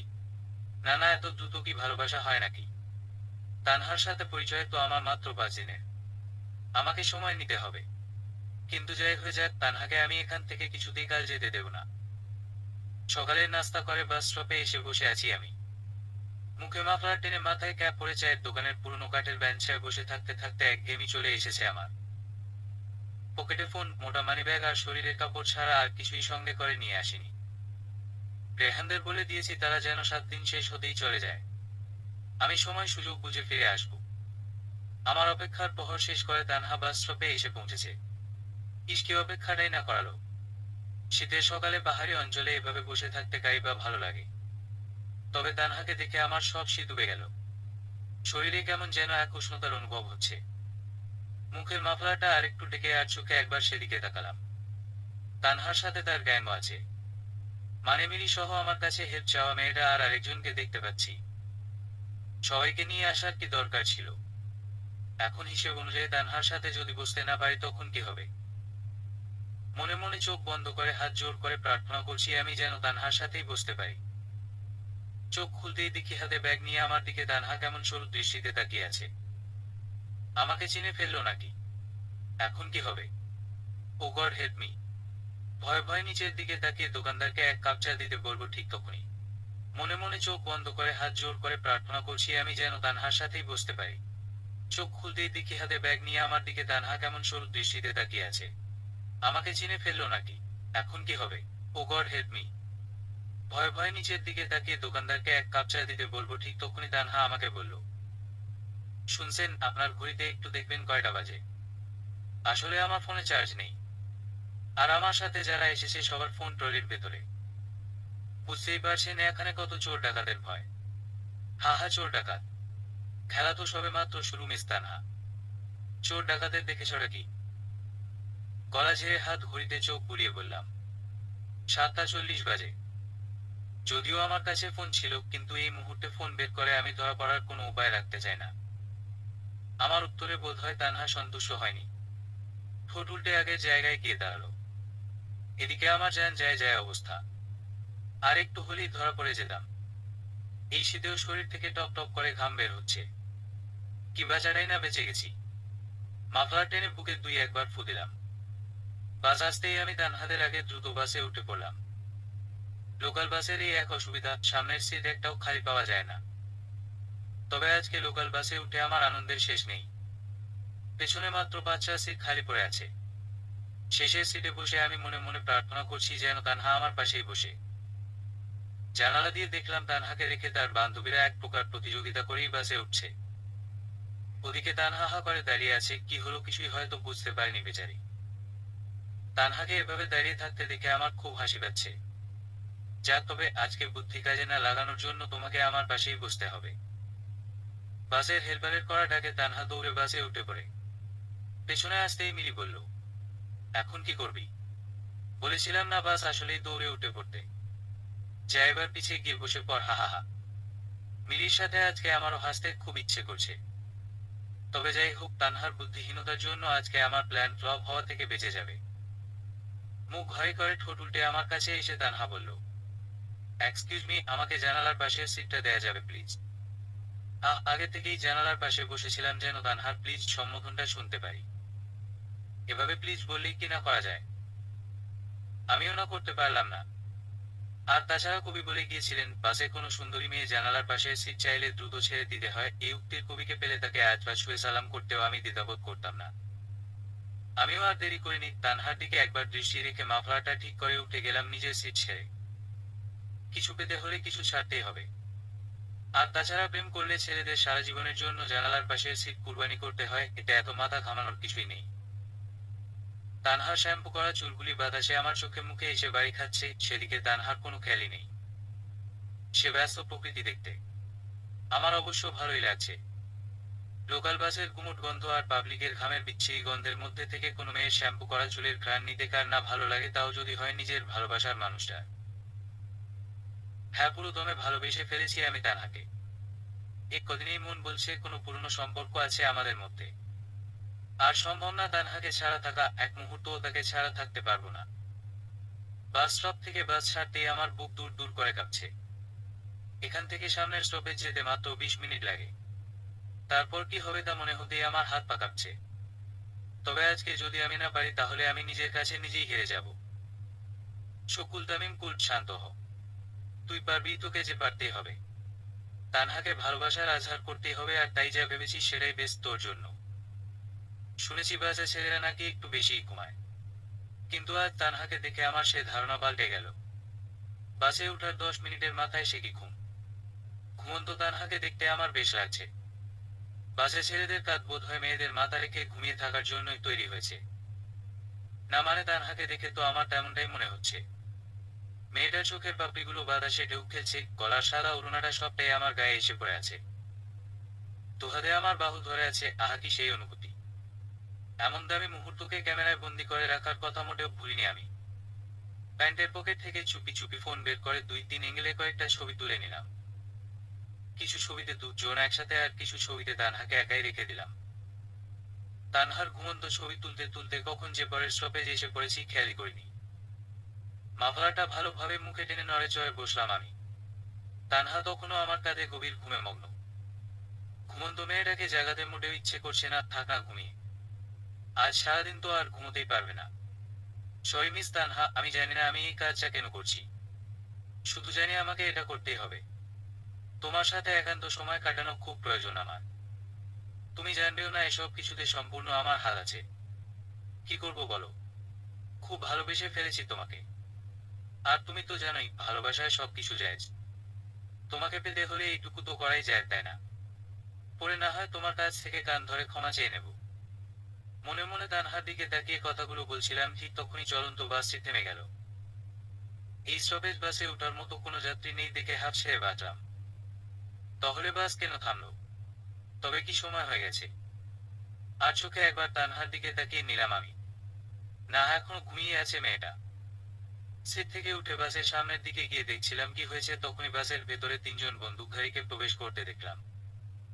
দৌড়ে আমি আমার সিটে এসে তানহাকে ডাকতে যাব, ঠিক তখনই পেছনে থেকে আমাকে কেউ একজন থামতে বলল। বাসে চাপা উত্তেজনা চলছে। সবাই ভয়ে তটস্থ হয়ে আছে। বাসের দরজার সামনে একে একে সবাইকে বন্দুকধারী 2জন লোক লাইন করে নামিয়ে সবার শরীরে হাত দিয়ে কিছু একটা খোঁজার চেষ্টা করছে। আরেকজন বন্দুক দেখিয়ে সকলের কাছ থেকে মানিব্যাগ, ফোন সহ দামি জিনিসপত্র সব ছিনিয়ে নিচ্ছে। সকলের পিছনে আমি একটু একটু করে এগিয়ে যাচ্ছি বাসের দরজার দিকে। আমার সামনে তানহা ভয় ভয় এগিয়ে যাচ্ছে। কানের কাছে মুখে তাকে বললাম, ম্যাডাম বাদ সে হলে পালতে হবে। আমার কথা শুনে তানহা পেছনে ফিরে আমার দিকে অবাক দৃষ্টিতে তাকিয়ে রইল। হয়তো বোঝার চেষ্টা করছে আমি কে। তার দৃষ্টি উপেক্ষা করে আমি তাকে জানালার দিকে ইশারায় তাকাতে বললাম, ভাবনা চিন্তার কিছু নেই, জানালা দিয়ে পালাতে হবে। কিন্তু ঠিক আছে, আপনি থাকুন, আমি চললাম। বলেই তানহার কাছ থেকে সরে এসে জানালার কাছে আসতেই তানহা আমাকে বলল, শুনুন আমিও যাব আপনার সাথে, কিন্তু দ্রুত সিদ্ধান্ত নিতে হবে। যা করার এখনই করতে হবে। ঠিক আছে, কিন্তু যদি ধরা পড়ে যায় সেটা পরে দেখা যাবে, আগে নামুন। বাসের পেছনের সিট দিয়ে তানহাকে খুব সতর্কতার সাথে নামিয়ে আমিও বাস থেকে নেমে পড়লাম। বাস থেকে নেমে সকলের চোখ ফাঁকি দিয়ে 2জন যেই না পালাতে যাব, তখনই একজন বন্দুকধারী লোক আমাদেরকে দেখে পেছনে থেকে ডাকতে থাকে। তানহার বাম হাতটা শক্ত করে ধরে তার দিকে একবার তাকাতেই দেখলাম তানহার চোখে ভয় আর আমার প্রতি একটু বিশ্বাস। বাম হাতে মাফলারটা ঠিক করে একবার পেছনে তাকিয়ে বড় একটা নিঃশ্বাস নিয়ে হাতে নকল বন্দুক নিয়ে থাকা রেহানকে চোখে ইশারায় ধন্যবাদ দিলাম। শরীরের সব শক্তি কাজে লাগিয়ে আমি আর তানহা ছুটছি জঙ্গলের অজানা পথে। আমাদের পেছনে রেহান সহ আরো 2জন মুখে মাস্ক লাগিয়ে দৌড়াচ্ছে। দৌড়াতে দৌড়াতে জঙ্গলের প্রায় অনেকটা ভেতরে এসে পড়েছি আমি আর তানহা। 2জনের নিঃশ্বাসই ভারী হয়ে এসেছে। পেটের নিচের অংশ আমার ব্যথা করছে খুব। তানহার দিকে তাকিয়ে দেখি সেও জোরে জোরে হাঁপাচ্ছে। বুঝতে পারলাম তারও শক্তি ফুরিয়ে এসেছে। পেছনে থেকে কারো দৌড়ে আসার শব্দও আর শুনতে পাচ্ছি না, বোধ হয় রেহানা চলে গেছে। পেট চেপে ধরে দাঁড়িয়ে আছি আমি, আর তানহা হাঁটুতে হাত রেখে জোরে জোরে শ্বাস নিচ্ছে। প্রায় 30 মিনিট দৌড়ানোর ফলে খুব গরম লাগছিল আমার। মুখের মাফলাটা সরাতেই তানহা আমাকে বলল, মাকে যখন আমি বললাম মা আমি এই বিয়েটা করবো না, তখন মা নিজের সবটুকু শক্তি দিয়ে আমাকে থাপ্পড় মারলো আর বলল, বিয়ে করবি না মানে কি? এই বিয়ে না করলে তোকে কে বিয়ে করবে শুনি? রাতের পর রাত ওই ছেলের সাথে কাটিয়েছিস, এই কথা জানার পর কোন রাজপুত্র তোকে বিয়ে করবে? তোর তো উচিত ছেলে দামিন ছেলেটার পা ধরে বসে থাকা। আর তুই কিনা বিয়ে ভাঙার জন্য উঠে পড়ে লেগেছিস। মা ওনাকে আমি বিয়ে করতে পারবো না কেন বুঝতে পারছো না? কেন পারবি না? কাকে বিয়ে করবি তুই? কোন আশিককে বিয়ে করবি তুই? দেখ তানহা, আমরা তোর ভালোই চাই, তুই সুখে থাক সেটাই চাই। তামিম খুব ভালো ছেলে, তার কাছে তুই সুখে থাকবি। একবারও কি ভেবে দেখেছিস নিজ ইচ্ছায় ছেলেটা তোকে বিয়ের প্রস্তাব দিয়েছে? ছেলেটা কি পারতো না এতটা দিন তোর সাথে থাকার পর তোকে ভুলে যেতে, তোকে অস্বীকার করতে? কিন্তু তা না করে নিজে এসে তোকে বিয়ে করবে বলে গেছে। তাছাড়া কোন দিক দিয়ে খারাপ ছেলেটা? চেহারায় ভালো, ফ্যামিলি ব্যাকগ্রাউন্ডও ভালো, নিজের বাবার এত বড় ব্যবসা সামলাচ্ছে। কোন দিক থেকে তোর চোখে খারাপ লাগছে? আজ বাদে কাল তোর গায়ে হলুদ, দোহাই লাগে তুই কোনো ঝামেলা করিস না। এমনিতেও 2 বছর আগে যা করেছিস, তারপরও এ বিয়েটা না হলে তোর বাবা সমাজের সামনে মুখ দেখাতে পারবে না। আমাদের সম্মানের কথা চিন্তা করে হলেও তুই রাজি হয়ে যা, এটাই তোর জন্য মঙ্গল। মায়ের এ কথার কোনো উত্তর আমি দিতে পারিনি, তাই দৌড়ে চলে এলাম আমার রুমে। মুখে বালিশ চাপা দিয়ে চোখে জল ফেলছি। আলমারি থেকে খুব যত্নে হলুদ খামের সেই চিঠিটা বুকে শক্ত করে ধরে কাচ্ছি। তবে কি মানবকে দেয়া আমার শেষ কথা আমি রাখতে পারবো না? কেন হচ্ছে আমার সাথে এমন? এক হাতে চিঠিটা রেখে অপর হাতে ফোন তুলে তামিমের নাম্বারে ডায়াল করলাম। রিং হওয়ার সাথে সাথেই তামিম রিসিভ করে বলল, আমার কথা বুঝি তোমার খুব মনে পড়ছে জান। হাতের উল্টো পিঠ দিয়ে চোখের পানি মুছে ঠান্ডা গলায় তামিমকে বললাম, বিয়েটা না করলে হয় না? দোহাই লাগে আপনার বিয়েটা ভেঙে দিন। আমি আপনাকে বিয়ে করতে চাই না। আমি আমার কথা শেষ না হতেই তামিম ফোন কেটে দিল। আমি তখনও কানে ফোন ধরে আছি। কি বা বলতাম তাকে আমি? আমার কৈশোরের প্রেমিক আমার জন্য বসে আছে, ফিরে আসবে আমার জন্য। মানাত, তুমি কোথায়? প্রাইভেট শেষে আমি আর মানাত 2 জন একসাথে হেঁটে বাড়ি আসছি, তখনই রাস্তার পাশে ফুচকা দেখে মানাতকে ইশারায় থামতে বললাম। মানাত একবার আমার দিকে তাকিয়ে কান ধরে বলল, তুই না বলেছিলি আর কখনো ফুচকা খাবি না, এখন কি হলো? আরে ধাত, মাঝে মধ্যে খেলে কিছুই হবে না, প্লিজ মানাত, ভায়া না করো না। আমার আকুতি ভরা চাহনি দেখে বোধহয় মানাতের মায়া হলো। শক্ত হাতে আমাকে রাস্তা পার করিয়ে ফুচকার দোকানের সামনে এনে ফুচকা দিতে বলে আমার দিকে রাগি চোখে তাকিয়ে আছে। ইসকে রাগ রে বাবা, এখনই এত রাগ, ভবিষ্যতে কি হবে কে জানে। ফুচকা হাতে নিতেই বলল, এই যে ফুচকা, এরপর একদম পরীক্ষা শেষ হলে তবেই আবার খেতে পারবি। এর আগে যদি তোকে ফুচকার নামও নিতে দেখি তবে চুলগুলো আর একটাও মাথায় থাকবে না। ভয়ে ভয়ে ফুচকা মুখে দিতেই গলায় আটকে গেল। কাস্তে কাস্তে নুয়ে পড়ছিলাম, ঠিক তখনই মানব ভাইয়া ব্যাগ থেকে পানির বোতলটা এগিয়ে দিল। পানি খেয়ে মানব ভাইয়ার দিকে অপরাধীর দৃষ্টিতে তাকিয়ে আছি আমি। আরেক দফা বকা খাবো এখন? এই জিরাফটা শুধু আমাকে বকতে পারে। যেটা হজম হয় না সেটা গিলে খাওয়ার দরকার কি? ভালো জিনিসের অভাব আছে। তুই তুই থাক এখানে, আমি গেলাম। আমাকে একা রেখে মানব ভাইয়া হন হন করে রাস্তা দিয়ে হেঁটে চলে যাচ্ছে। একবার পেছনে ফিরে দেখলো না আমাকে, আমিও আর কথা বলবো না। একা একা হেঁটে বাড়ি আসছি, তখনই কোথা থেকে 3-4টা বখাটে ছেলে আমার পথ আটকে দাঁড়ালো। সবুজ কালারের শার্ট পরা ছেলেটা আমার চুল টেনে বলল, মালটা জোসনা। ইস, নিজের চুলে কি ছিঁড়ে আবার আমার চুল টানে। নেহাত আমার থেকে বড় না হয় আমিও এই বখাটের কালার করা চুল টেনে দিতাম। এই পিচ্ছি কোন ক্লাসে পড় তুমি? পাশের ছেলের কথায় আমি ঢুক গিলে বললাম, ক্লাস 10-এ। বা ভালোই তো বড় হয়েছ দেখি। আমার এদের কথায় কেমন কেমন লাগছে। 3-4 জন মিলে কি সব কানাকানি করছে। তখনই কোথা থেকে মানব ভাইয়া এসে আমার হাত শক্ত করে ধরে বলল, এখনো দাঁড়িয়ে আছিস কেন এখানে? টেনে একটা চড় মারবো তোকে। আয় আমার সাথে। এক প্রকার লাফিয়ে লাফিয়ে মানব ভাইয়ের সাথে হাঁটছি আমি। আমার হাত এত শক্ত করে ধরে আছে যে রক্ত জমাট হয়ে যাচ্ছে। ছোটাছুটি করেও কোনো লাভ হচ্ছে না, উল্টো আরো ব্যথা পাচ্ছি। মানব ভাইয়া, হাত ছাড় প্লিজ, আমার হাতে লাগছে। লাগুক, আরো বেশি করে লাগুক। রাস্তায় দাঁড়িয়ে থাকতে কে বলেছে? আমি এখন না এলে ওই ইতরগুলো তোকে। দিন দিন কি বড় হচ্ছিস না ছোট হচ্ছিস তুই? এসব বাচ্চামো ছেড়ে একটু সিরিয়াস হতে পারিস না? ইস, এমন ভাবে বকছো যেন তুমি আমার বয়ফ্রেন্ড হও। কে তুমি? তোমার কোনো রাইট নেই আমাকে এভাবে বকা দেয়া। কি বললি তুই? তোর উপর আমার কোনো রাইট নেই। এই রে, এমন ভাবে তেড়ে আসছে কেন? কি এমন বলেছি আমি? সত্যিই তো বলেছি আমি। এই জিরাফের সাথে আমার পরিচয় শুধু প্রাইভেট আর স্কুলে। খুব বেশি হলে আমার থেকে 3 কি 4 বছরের বড় হবে। এমন ভাব নেয় যেন সে আমার কোন সম্পর্কের জামাই হয়। এত শাসন ভালো লাগে না। আমার হাত ছেড়ে মানব ভাইয়া আস্তে আস্তে আমার কাছে আসছে। এই রাস্তায় কেউ আমাদের এভাবে দেখলে কি মহাভারত ভাববে কে জানে। মানব ভাইয়ের মতি গতিও কিছু ভালো ঠেকেছে না, ও ফিলিং নার্ভাস। এভাবে তাকিয়ে আছো কেন মানব ভাইয়া? দূরে যাও তুমি। আমার একদম কাছে এসে দু হাতের আঙুল ধরে মানব ভাইয়া বলল, আমি তোর কে হই তুই বুঝিস না। ও বুঝবি কি করে, তুই তো এখনো পিচ্ছি। তবে শুনে রাখো, তোর আর আমার সম্পর্কটা বয়ফ্রেন্ডের থেকেও বেশি। সম্পর্ক নিয়ে আর কোনোদিন যদি কিছু বলতে শুনি তাহলে কানের নিচে থাপ্পড় খাবি। এখান থেকে বাকিটা রাস্তা তুই একা যাবি। মাথা নিচু করে নিচের দিকে তাকিয়ে এক দৌড়ে যাবি। 5 মিনিটের রাস্তা 3 মিনিটে পৌঁছে বাসায় গিয়ে আমাকে মিস কল দিবি। 3 মিনিটের 1 সেকেন্ডও বেশি হলে তোর কি হাল করবো সেটা তো জানিসই। এটাই তোর শাস্তি, এখন যা চোখের সামনে থেকে ছুপি।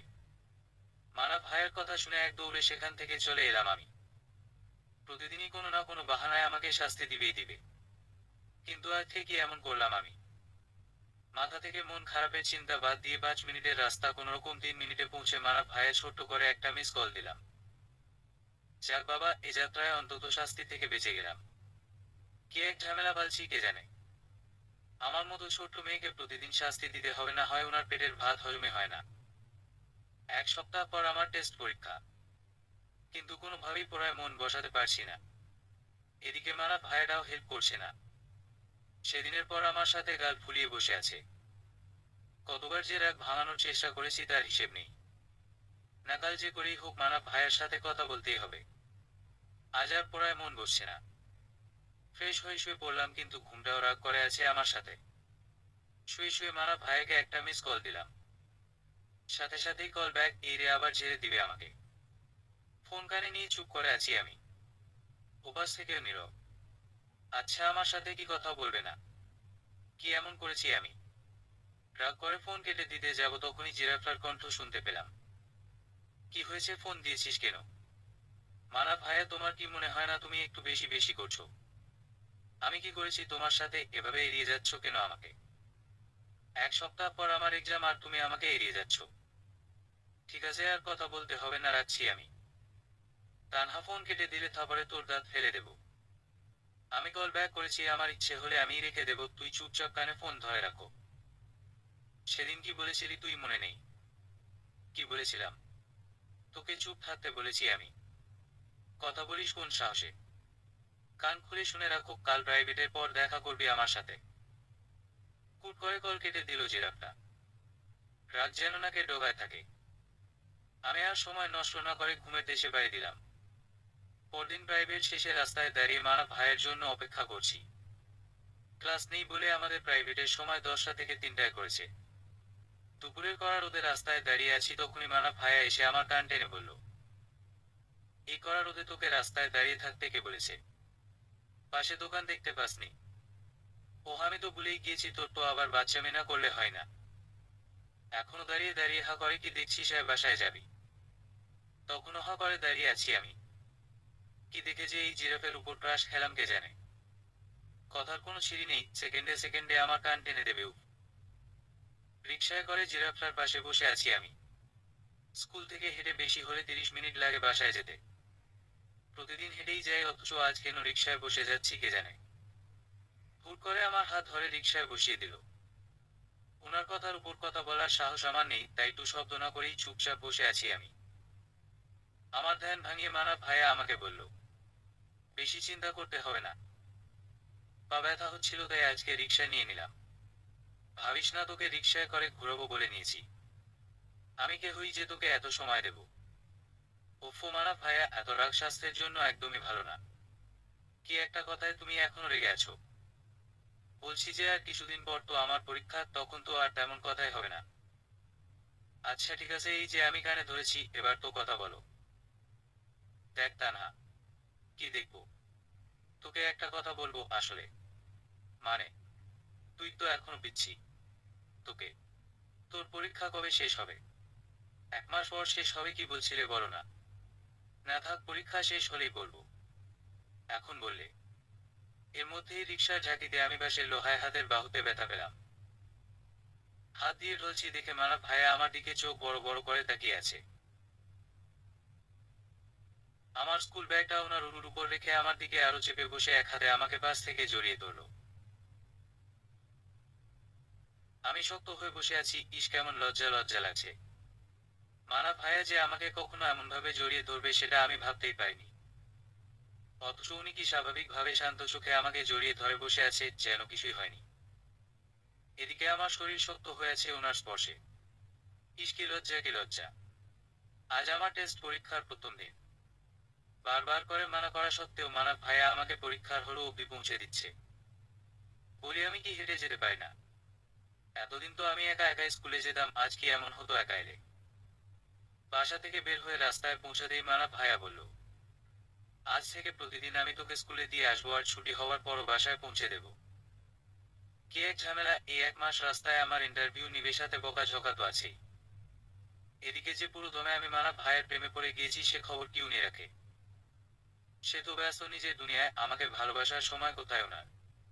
আমার একার প্রেম গড়িয়ে এতটুকু এলো, অথচ বাসায় ওনাকে কেউ চিনে না। কতবার করে বললাম আমাদের বাসায় এসে বসে যেতে, বলে কিনা, তোর বাসা তো চেনাই আছে, সঠিক সময় এলে শুধু তোদের বাসায় না, আমার পুরো পরিবার সহ তোদের বাসায় এসে তোকে আমার বাড়ি নিয়ে যাব। আমি বাবা ওনার কথা এত প্যাচ বুঝি না। কোন কথার কি জবাব দেয় সেটা উনিই ভালো বোঝেন। স্কুলের সামনে এসে রিক্সা থেকে নেমে এক হাত দিয়ে আমার হাত শক্ত করে ধরলেন। স্কুলের মাঠে সবাই আমাদের দিকে কেমন ভাবে তাকিয়ে আছে, সবার দৃষ্টি আমাদের দিকে। খুব লজ্জা লাগছে আমার, হাত মুচিয়েও আমি ওনার হাত থেকে আমার হাত ছাড়াতে পারছি না। এদিকে লজ্জায় আমার প্রাণ যায় যায় অবস্থা। মুখের উপর কিছু বলতে গেলেও ঝাড়ি খেতে হবে। সাহস করে ওনার মুখের দিকে তাকিয়ে কিছু বলতে যাব, তখনই দেখি উনি আমার দিকে নাক ফুলিয়ে কেমন ভাবে চোখ বড় বড় করে তাকিয়ে আছে। চোখ মুখ শক্ত করে করা গলায় আমাকে বললেন, এভাবে মোচড়ামুচি করছিস কেন? চুপচাপ দাঁড়িয়ে থাকতে পারিস না? রিক্সা ভাড়াটা দিতে দে আমাকে। কি আর করা, ওনার কথা শোনার জন্যই বোধহয় আমার সৃষ্টি হয়েছে। চুপচাপ দাঁড়িয়ে আছি আমি ওনার পাশে। রিক্সা ভাড়া মিটিয়ে আমার দিকে তাকিয়ে রইলেন কিছুক্ষণ। আমি এবার লজ্জায় লাল থেকে নীল হয়ে যাচ্ছি, সেটা দেখে উনি মুচকি মুচকি হাসছে। এদিক ওদিক তাকিয়ে মানা ভাইয়াকে বললাম, ভাইয়া হাত ছাড়ুন না প্লিজ, সবাই তাকিয়ে আছে আমাদের দিকে, কি ভাবছে কে জানে। ভাবতে দে সবাইকে, তাতে আমার কি? আগে বল তুই কি ভাবছিস? আমি আবার কি ভাববো? পরীক্ষার টেনশনে আমার চুল সব উঠে যাচ্ছে, একটু পর পরীক্ষা শুরু হয়ে যাবে, এবার তো ছাড়ো। এই খবরদার একটা চুলও যেন এদিক সেদিকে না হয়। আমার জিনিস নষ্ট হলে তোর খুব শাস্তি হবে। তোমার জিনিস মানে? কিছু না, এখনো দাঁড়িয়ে আছিস কেন? পরীক্ষা শুরু হয়ে যাবে এখনই, যা আমার চোখের সামনে থেকে। বলেই আমার হাত ছেড়ে দিল। 5 আঙুলের দাগ বসে গেছে আমার হাতে। ইস নিজেই হাত ধরে রাখবে, আবার নিজেই যেতে বলবে। এই জিরাফের মাথায় কখন কি চলে কে জানে, এই ভালো তো এই খারাপ। আমার তো উনাকে ছেড়ে যেতে মোটেও ইচ্ছে করছে না। তবুও না চাইতেও মুখ ভিঞ্চি কেটে ওনার সামনে থেকে চলে এলাম। কিছু দূর যেতেই পেছনে থেকে উনি আমাকে ডাক দিলেন। পেছনে ফিরে দেখি দু হাত পকেটে রেখে আমার দিকে কেমন ঠান্ডা দৃষ্টিতে চেয়ে আছে। ইস দেখলেই খেয়ে ফেতে ইচ্ছে করে। আমি একাই ক্রাশ খেয়ে বসে আছি। ওনার মনে আমার জন্য কে আছে কে জানে। আচ্ছা উনিও কি আমাকে ভালোবাসেন? না না না, আমাকে কেন ভালোবাসবেন? আমার সাথে ওনার যায় না, আমার থেকে কত সুন্দরী মেয়েরা ওনার প্রেম হাবুডুবু খায়। সে কথা মনে হতেই আমার মন খারাপ হয়ে যায়। মন দিয়ে পরীক্ষা দিস। ফুল আনসার দিতে পারলে আজকে তোকে আইসক্রিম খাওয়াবো। 1 নাম্বারও যদি ছেড়ে আসিস তবে শাস্তির জন্য প্রস্তুত থাকিস। এই যা শাস্তিও দিবে আবার ট্রিটও দিবে। 1 নাম্বারের উজবুক একটা। বড় একটা ঢুক গেলে আচ্ছা বলে দৌড়ে চলে আসলাম ওনার সামনে থেকে। মানা ভাইয়া প্রতিদিন আমাকে স্কুলে পৌঁছে দিচ্ছে, আবার নিয়ে আসছে। এই কদিনে লক্ষ্য করলাম প্রতিদিনই আমার হাত উনি শক্ত করে ধরে থাকে। এমন যেন ছেড়ে দিলেই আমি হারিয়ে যাব। উনি কাছে থাকলে আমি এমনিতেই হারিয়ে যাই। নতুন করে আর কি হারাবো? আর মাত্র 5টা সাবজেক্ট বাকি, তারপরে আমার পরীক্ষা শেষ। আজ পরীক্ষা শেষে মানা ভাইয়ের সাথে দেখা হতেই দেখলাম উনি কেমন উৎফুল্ল হয়ে আছে। আজ কি ওনার বার্থডে? না তো, তাহলে এত খুশি কেন দেখাচ্ছে ওনাকে? আহা হাসি মুখে কি সুন্দরী না লাগছে জিরাফটাকে। কাছে এসে আমার হাত খপ করে ধরে বলল, তানহা আজ তোকে একটা জায়গায় নিয়ে যাব। রাস্তায় আমার কথার জবাব ছাড়া আর একটা কথাও বলবি না, চল আমার সাথে। বলা নেই কওয়া নেই, আমাকে কোথায় যে নিয়ে যাচ্ছে কে জানে। রিকশায় উঠে আমার পাশ ঘেঁষে শক্ত করে আমার হাত ধরে বলল, পরীক্ষা কেমন দিয়েছিস? বলি রিকশায় উঠে কপত কপতিদের মতো হাত ধরে কেউ পরীক্ষার কথা জিজ্ঞেস করতে পারে, সেটা মানব ভাইয়া নামক আজব প্রাণীটা না থাকলে আমি কোনোদিন জানতেই পারতাম না। কি হলো, চুপ করে আছিস কেন? ও বুঝেছি, তাহলে তোর পরীক্ষা খারাপ হয়েছে। ফাইল থেকে স্কেলটা বের কর। মানব ভাইয়া তোমায় কে বলেছে আমার পরীক্ষা খারাপ হয়েছে? বরং আজকের পরীক্ষাটা আরো বেশি ভালো হয়েছে। এবার বলো আমরা কোথায় যাচ্ছি? তোকে বলেছি না আমার কথার জবাব দেয়া বাদে আর একটা কথা বলবি না। গেলেই দেখতে পাবে আমরা কোথায় যাচ্ছি। এবার যদি আর একটাও কথা বলিস তবে রিকশা থেকে ধাক্কা দিয়ে ফেলে দেব সুপি। মুখে তালা মেরে চুপচাপ মানব ভাইয়ের পাশে বসে আছি আমি। আর উজবুকটা আমার হাত শক্ত করে ধরে আছে। এবার আমার রাগ হচ্ছে প্রচুর, না কিছু বলছে না কিছু বলতে দিচ্ছে। ভেতরে ভেতরে মানব ভাইয়ের চৌদ্দগুশি উদ্ধার করছি, যদিও ওনার চৌদ্দগুশির কাউকেই আমি চিনি না। মনে মনে ওনাকে গাড়ি দেয়া শেষ না হতেই একটা ফুলের দোকানের সামনে রিকশা থেমে গেল। উনি কি তবে ফুল কিনতে আমাকে এখানে নিয়ে এসেছেন? কিন্তু কাকে ফুল দেবে? আমাকে। আমাকেই যদি দিত তাহলে আমার সামনে কেন কিনবে? আমিও নাকি সামনে কিনলে কি এমন হয়?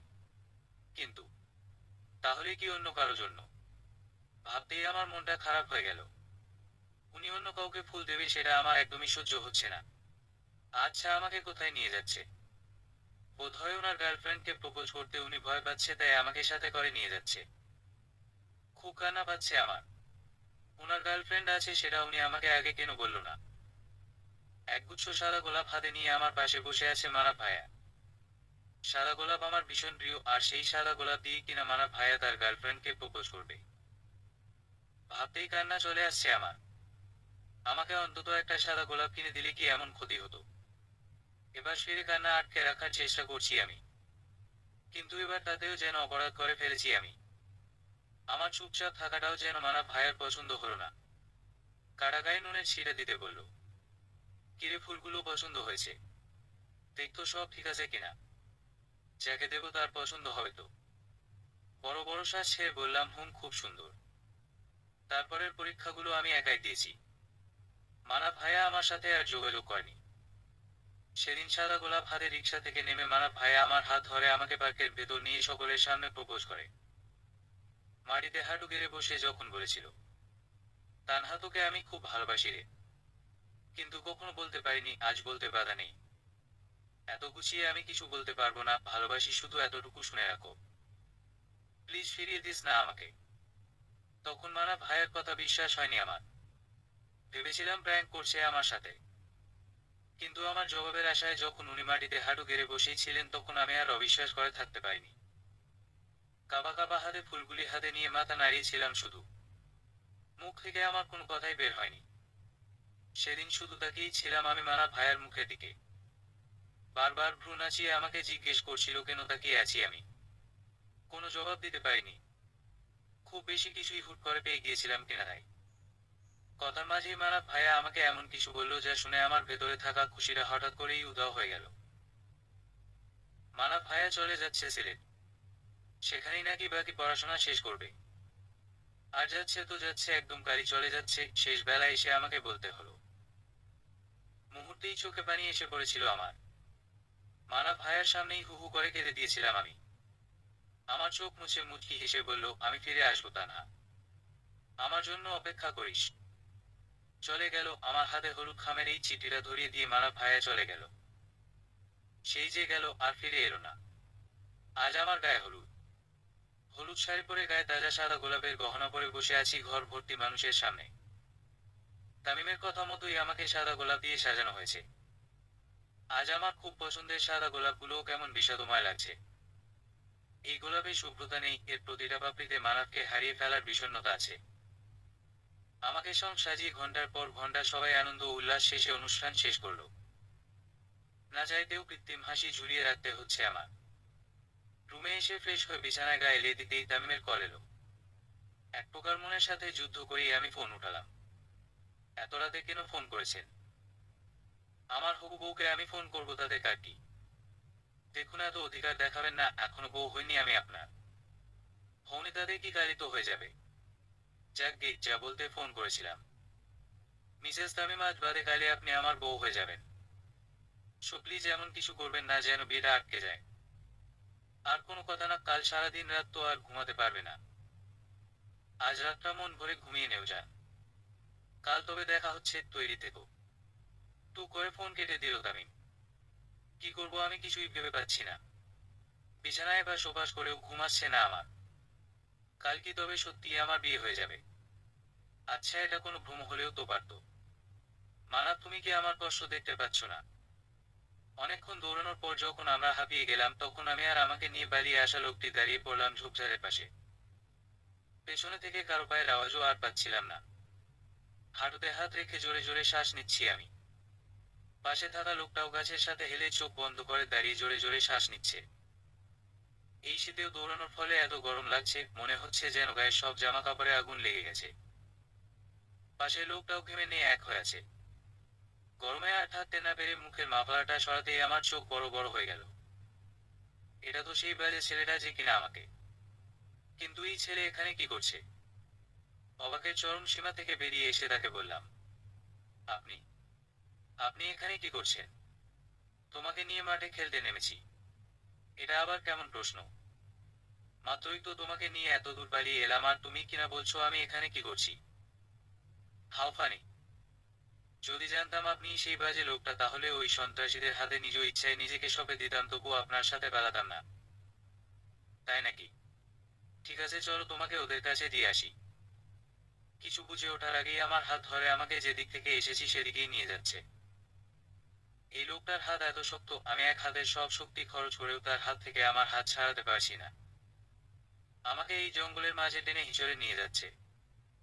কি করছেন কি? ছাড়ুন আমার হাত, আমি যাব না কোথাও। লাগছে আমার। কেন ছাড়বো? আমার থেকে ওই সন্ত্রাসী তোমার প্রিয়, তো যাও না, যাও ওদের কাছে যাও। আর আমি বাজে লোক? কি করেছি তোমাকে যে আমাকে বাজে লোক বলছো? কিছু করেননি আপনি। সেদিন ছাদে নিয়ে আপনি আমাকে।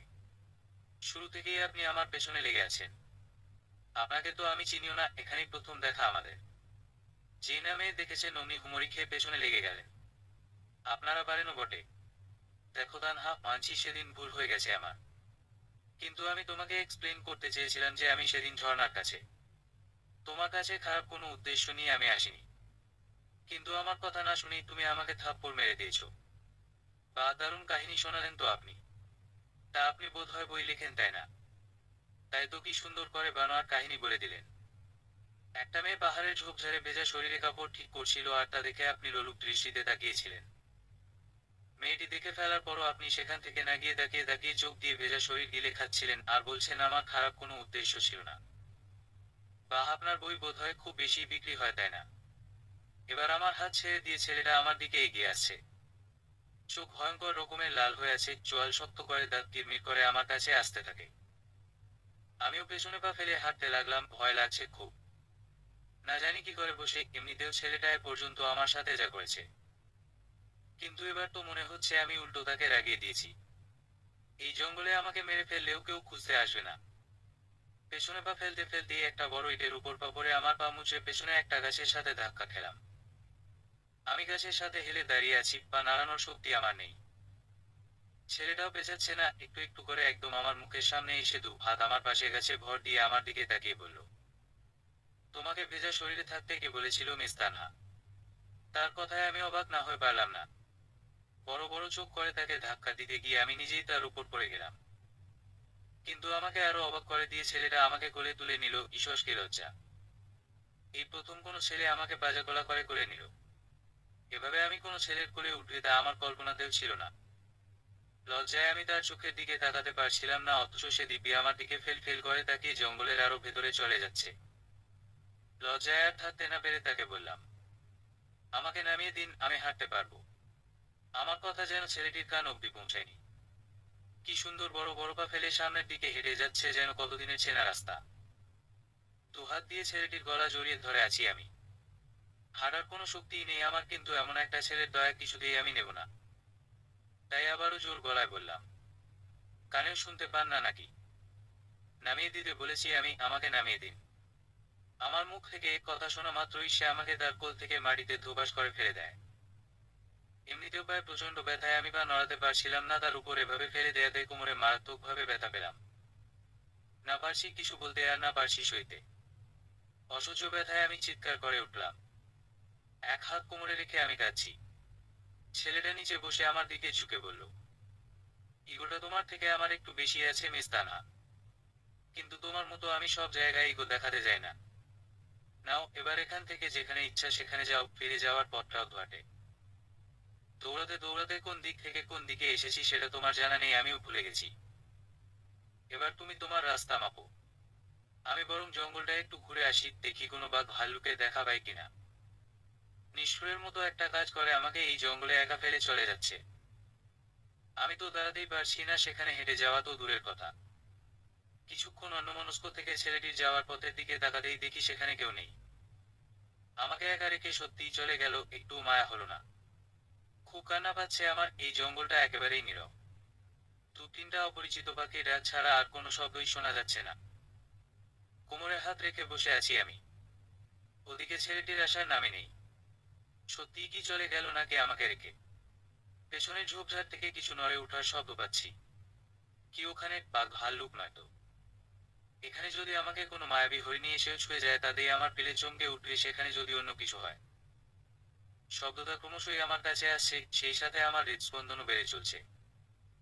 কোমর আর পা ধরে উঠে দাঁড়াবো, তখনই আমার ঠিক পেছনে থেকে আমার উনা কোনো কিছুর সাথে আটকে যায়। আমার হৃৎপিণ্ডে কেউ যেন হাতুড়ি পেটা করছে। শ্বাস প্রশ্বাস ক্রমশই দ্রুত থেকে দ্রুততর হচ্ছে। মন বলছে এবার আমার আর নিস্তার নেই, মৃত্যুটাকে বোধ হয় এবার সামনা করতেই হবে। চোখ বুজে ফেললাম আমি, না আর নিতে পারছি না। চোখ দিয়ে অনর্গল পানি পড়ছে আমার। ভয়ে ভয়ে পেছনে ফিরতেই আমার চোখ জোড়া আপনা আপনিই বড় হয়ে গেল। আমার পেছনে দাঁড়িয়ে ওই ছেলেটা মুচকি মুচকি হাসছে। আর আমি কি না মনে করেছিলাম, পুরোনাটা কাটা জুতো ডালের সাথে আটকে আছে। পুরোনাটা ছাড়িয়ে সামনে হাঁটতে যাব, আবার ওপা বেঁকে পড়ে যেতে নিলে ছেলেটা আমাকে কোলে তুলে নিল। দেখুন আপনি কিন্তু। Tamim, call me Tamim. এবার আর তাকে বাধা দিলাম না আমি। এবারের মতো না হয় এই তামিম ওরফে বাজে ছেলেটার কাছ থেকে সাহায্য নেয় যা। যেখানে আমি পা নাড়াতে পর্যন্ত পারছি না, সেখানে হেঁটে হেঁটে জঙ্গল পার করা আমার পক্ষে আপাতত অসম্ভব। তামিম ছেলেটা আমাকে কোলে নিয়ে দিব্যি হেঁটে যাচ্ছে। কোথায় যাচ্ছে কে জানে। একটু পর পর আবার এদিক ওদিক তাকাচ্ছে। মুখে মুচকি হাসিটা লেগে আছে। এতক্ষণ পর ভালো করে লক্ষ্য করলাম আমি তার দিকে। দেখতে তেমন একটা খারাপ না, ভদ্র ঘরের মনে হয়। ফর্সা চেহারা, ভাষা ভাষা চোখ, সরু নাক, মুখে কেমন একটা মায়া কাজ করে। মনে হচ্ছে কোথায় যেন এই চেহারা আমি আগে দেখেছি, মনে হচ্ছে অনেক দিনের পুরনো কোনো মুখ দেখছি আমি। স্মৃতি হাতড়িয়ে কোথাও এই ছেলের অস্তিত্ব খুঁজে পেলাম না।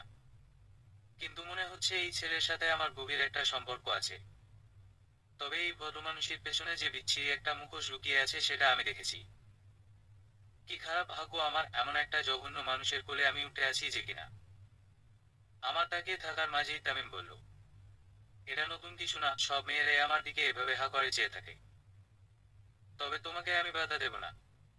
আমাকে দেখার পূর্ণ অধিকার তোমার আছে। তামিমের কথায় আমার লজ্জায় মাথা কাটা যাবার উপক্রম। একে তো তার গলা জড়িয়ে ধরে আছি, তার উপর হা করে বেহায়ার মতো এভাবে তাকিয়ে থাকার কি দরকার ছিল? হাত দিয়ে নিজের মাথায় গাঁঠি মারতে ইচ্ছে করছে খুব। চোখ নামিয়ে নিলাম আমি, তবুও তার চেহারা আমার মুখের সামনে থাকায় সে যে ঠোঁট বাঁকিয়ে হাসছে সেটা আমি ভালোই বুঝতে পারছি। ইচ্ছে করছে মাটির সাথে মিশে যেতে, কেন যে এই ছেলের দিকে তাকাতে গেলাম কে জানে। আমার কেমন কেমন যেন লাগছে। কি বলছে কি এই ছেলেটা? কেমন কেমন লাগছে মানে? কোনো খারাপ উদ্দেশ্য নেই তো এর মনে? বড় করে ঢোক দিলে বললাম, কেমন কেমন লাগছে মানে? না মানে তোমার ওই লজ্জা মাখা মুখ দেখে আমার কেমন কেমন যেন লাগছে। কেমন কেমন? জানতে পারবেন ম্যাডাম, এত অধৈর্য হলে হবে? আরো দিন তো পরেই আছে। কি বললেন? আরো দিন পরে আছে মানে? আপনি কি করে জানলেন এখানে আমরা কতদিন থাকবো? না, না মানে জঙ্গলে যা অবস্থা তাতে মনে হয় না আজ কালকের মধ্যেই এখান থেকে বের হতে পারবো। রাস্তা পেয়ে গেলে তো ভালো, কিন্তু না পেলে কতদিন থাকতে হয় কে জানে। প্রায় দুপুর হয়ে এসেছে, অথচ পেটে এক দানা পরিমাণ খাবারও যায়নি। ক্ষুধা আর পায়ের ব্যথায় আমি ক্লান্ত। আমাকে বিশাল একটা বটগাছের নিচে বসিয়ে দিয়ে আমার পাশ ঘেঁষে বসে পড়ে তামিম। এদিকে ক্ষুধায় আমার পেট মোচড় দিচ্ছে। লজ্জায় ঘৃণায় তামিমকে খাবারের ব্যাপারে কিছু বলতেও পারছি না। কিন্তু আমি না বললেও সে কিভাবে যেন আমার মনের কথা বুঝতে পারে।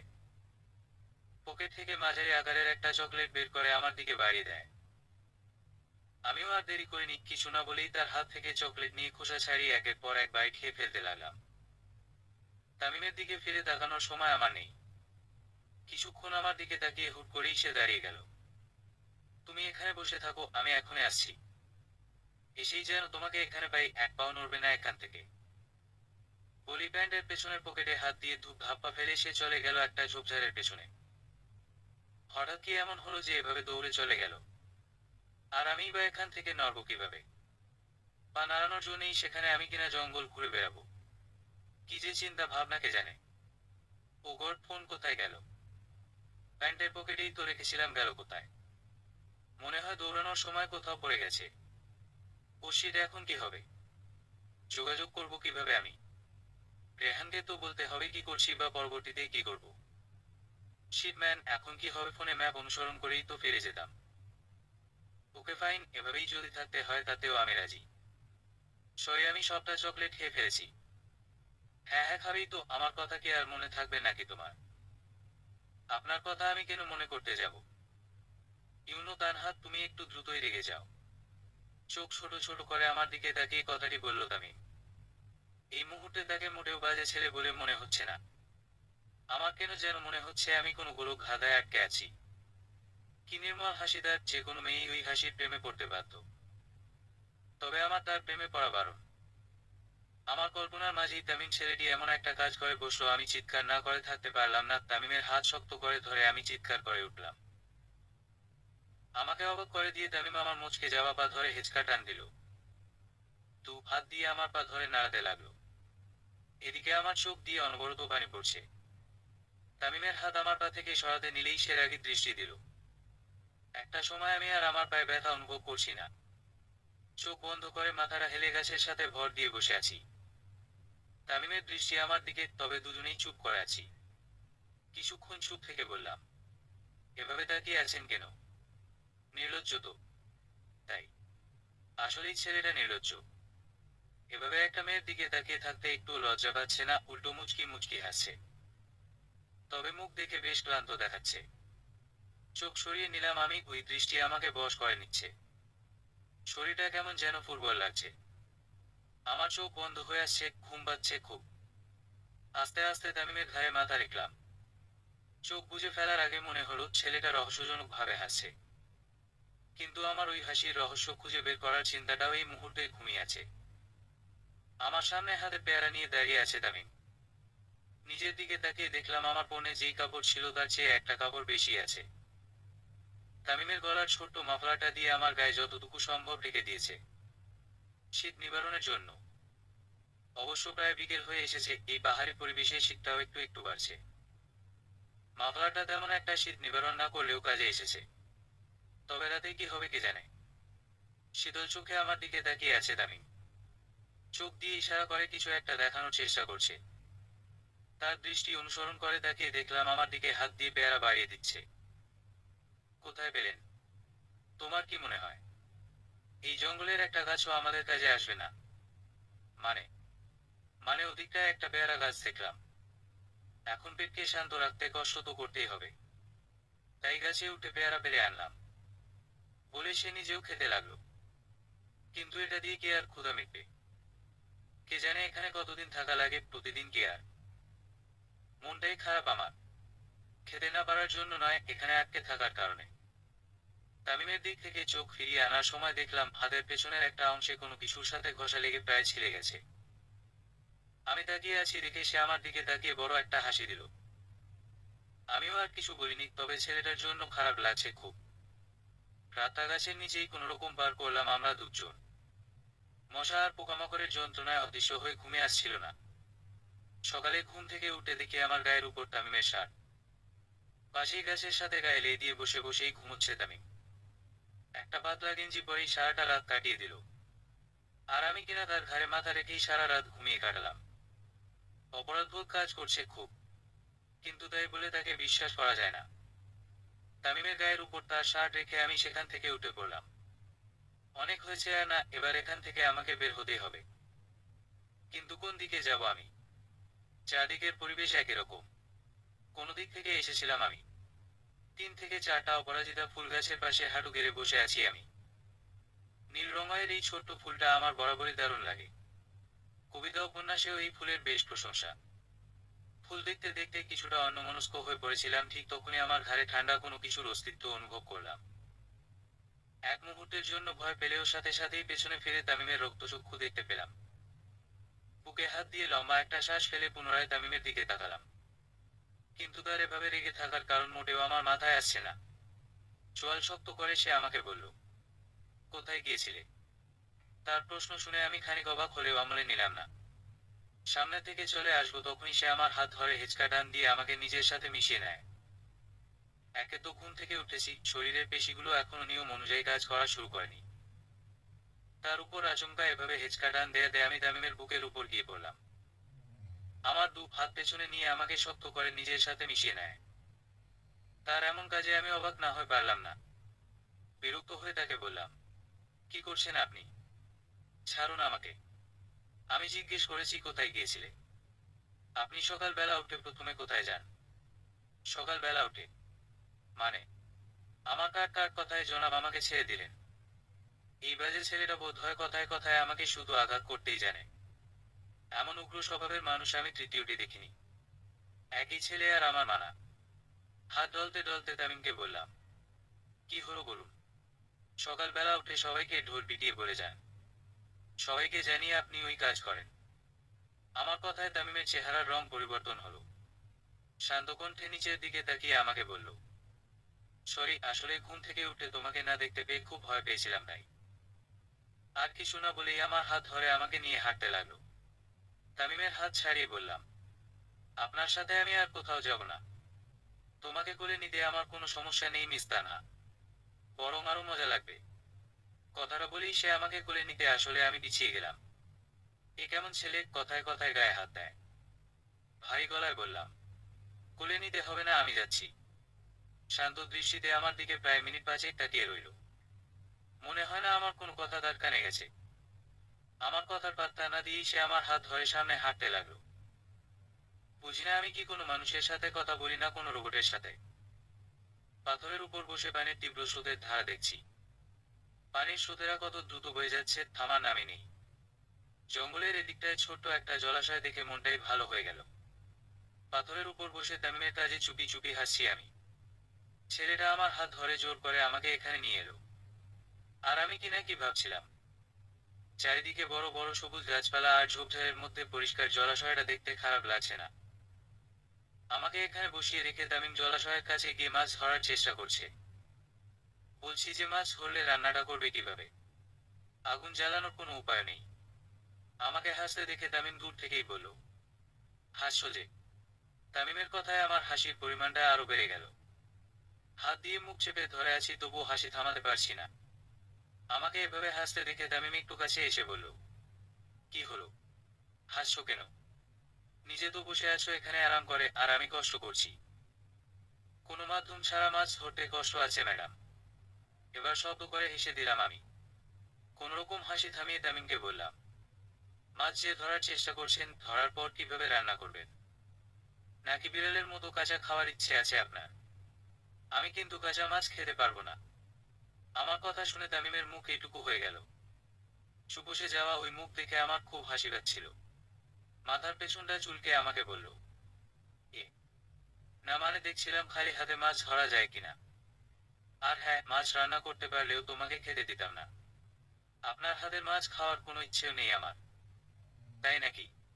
তা শুনি কি খাওয়ার ইচ্ছে আছে এই জঙ্গলে? কথা কাটাকাটির এক পর্যায়ে তামিম আমার অনেকর কাছে এসে পড়ল। জলাশয়ের একেবারে কিনারাটায় এসে দুজন কথা কাটাকাটি করছি।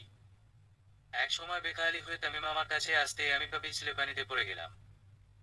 আমাকে পড়ে যেতে দেখে তামিমের সে কি হাসি। ছোটবেলা থেকেই আমি পানি ভয় পাই। তাই গ্রামে গিয়েও কখনো পুকুরে নামিনি। জোয়ার ভাটা স্রোত দেখতে ভালো লাগলেও কাছে যাওয়ার সাহস ছিল না কখনো। সেই হিসেবে এখনো সাঁতার শেখা হয়নি। প্রায় ঘাড় সমান পানির স্রোতের সাথে কোনোভাবেই পেরে উঠতে পারছিলাম না আমি। টাল সামলাতে না পেরে পানির স্রোতের সাথেই ভেসে যাচ্ছিলাম। নাকে মুখেও পানি ঢুকে যাচ্ছিল আমার। তামিমকে যে বাঁচাতে বলবো সে অবস্থাটুকুও আমার নেই। আমার এই করুণ অবস্থা দেখে তামিম হয়তো বোঝার চেষ্টা করছে আমি অভিনয় করছি কিনা। কিছুক্ষণ চোখ বড় বড় করে আমার দিকে তাকিয়ে থাকার পর তামিম নিজেও পানিতে ঝাঁপ দেয়। আমার কাছে এসে আমাকে নিজের সাথে মিশিয়ে নেয়। নিচের কাদামাটিতে পা রাখতে আমার সব থেকে বেশি ভয় হয়। মনে হয় কোনো সাপ বিচ্ছু কিংবা কাকড়া আমায় কামড়ে দেবে। ভয়ে চোটে আমি মাটিতে পা রাখতে পারছি না। আমাকে ছোটাছুটি করতে দেখে তামিম আমাকে শক্ত করে জড়িয়ে ধরে। আমি আছি তো জান, আমি আছি তোমার কাছে। কোনো ভয় নেই, কিছু হবে না তোমার। ভয়ে আর নাকে মুখে পানি চলে যাওয়াতে আমি ভালোভাবে কথাই বলতে পারছি না। তবুও কাঁপা কাঁপা কণ্ঠে তামিমকে বললাম, মা, মাটি কোপ কামড়ে দেবে, পানি পানি। তামিমের গলা জড়িয়ে ধরে আছি আমি। আমার মাটি পানির রাসায়নিক কথা সে কি বুঝলো জানি না, আমাকে প্রায় ছোটাছুটি করতে দেখে তামিম আমার দু বাহু শক্ত করে ধরে বলল, তানহা যান, আমার পায়ে তোমার দু পা রাখো। ট্রাস্ট মি, কিছুই হবে না। তামিমের বলতে দেরি তার পায়ের উপর আমার পা তুলে দিতে দেরি হয়নি। বলার সঙ্গে সঙ্গেই আমি তামিমের গলা দু হাত দিয়ে শক্ত করে জড়িয়ে ধরে তার পায়ের উপর আমার পা তুলে দিলাম। গলার উড়নাটা বড্ড ঝামেলা করছে। পানির স্রোতে একবার গলায় পেঁচিয়ে যাচ্ছে তো আরেকবার পানিতে ভেসে যাচ্ছে। বারবার উড়না ঠিক করতে করতে আমি বিরক্ত। তখনই এক হাতে আমাকে জড়িয়ে ধরে তামিম আমার উড়না গলা থেকে নিয়ে নিজের হাতে পেঁচিয়ে ফেলে। দ্বিতীয়বারের মতো লজ্জায় আমি তামিমের দিকে তাকাতে পারছি না। ভেজা চুলগুলি আমার মুখের সামনে এসে আমাকে বিরক্ত করছে। বুক সমান পানিতে সাদা কামিজটা সম্পূর্ণ ভিজে গেছে। তখন আমি আর তামিম শুকনো মাটি থেকে অনেকটা দূরে এসে পড়েছি। তামিম একটু একটু করে পা বাড়িয়ে সামনে হাঁটছে। ভিজে চুপ চুপ হয়ে তামিমকে আঁকড়ে ধরে আছি আমি। প্রায় মিনিট পাঁচেক এভাবে থাকার পর আমি কিছুটা শান্ত হলাম। কিন্তু তামিমকে কোনোভাবেই আমি ছাড়ছি না। চারপাশ কেমন নিস্তব্ধতায় ঘিরে রেখেছে আমাদেরকে। সবকিছুই কেমন চুপচাপ। আস্তে আস্তে বুঝতে পারলাম আমাকে নিজের সাথে মিশিয়ে নিচ্ছে তামিম। দু হাতের বাঁধনটা ধীরে ধীরে শক্ত হচ্ছে। তামিমের চোখের দিকে তাকাতেই দেখলাম কেমন নেশা লাগানো চোখে তাকিয়ে আছে আমার দিকে।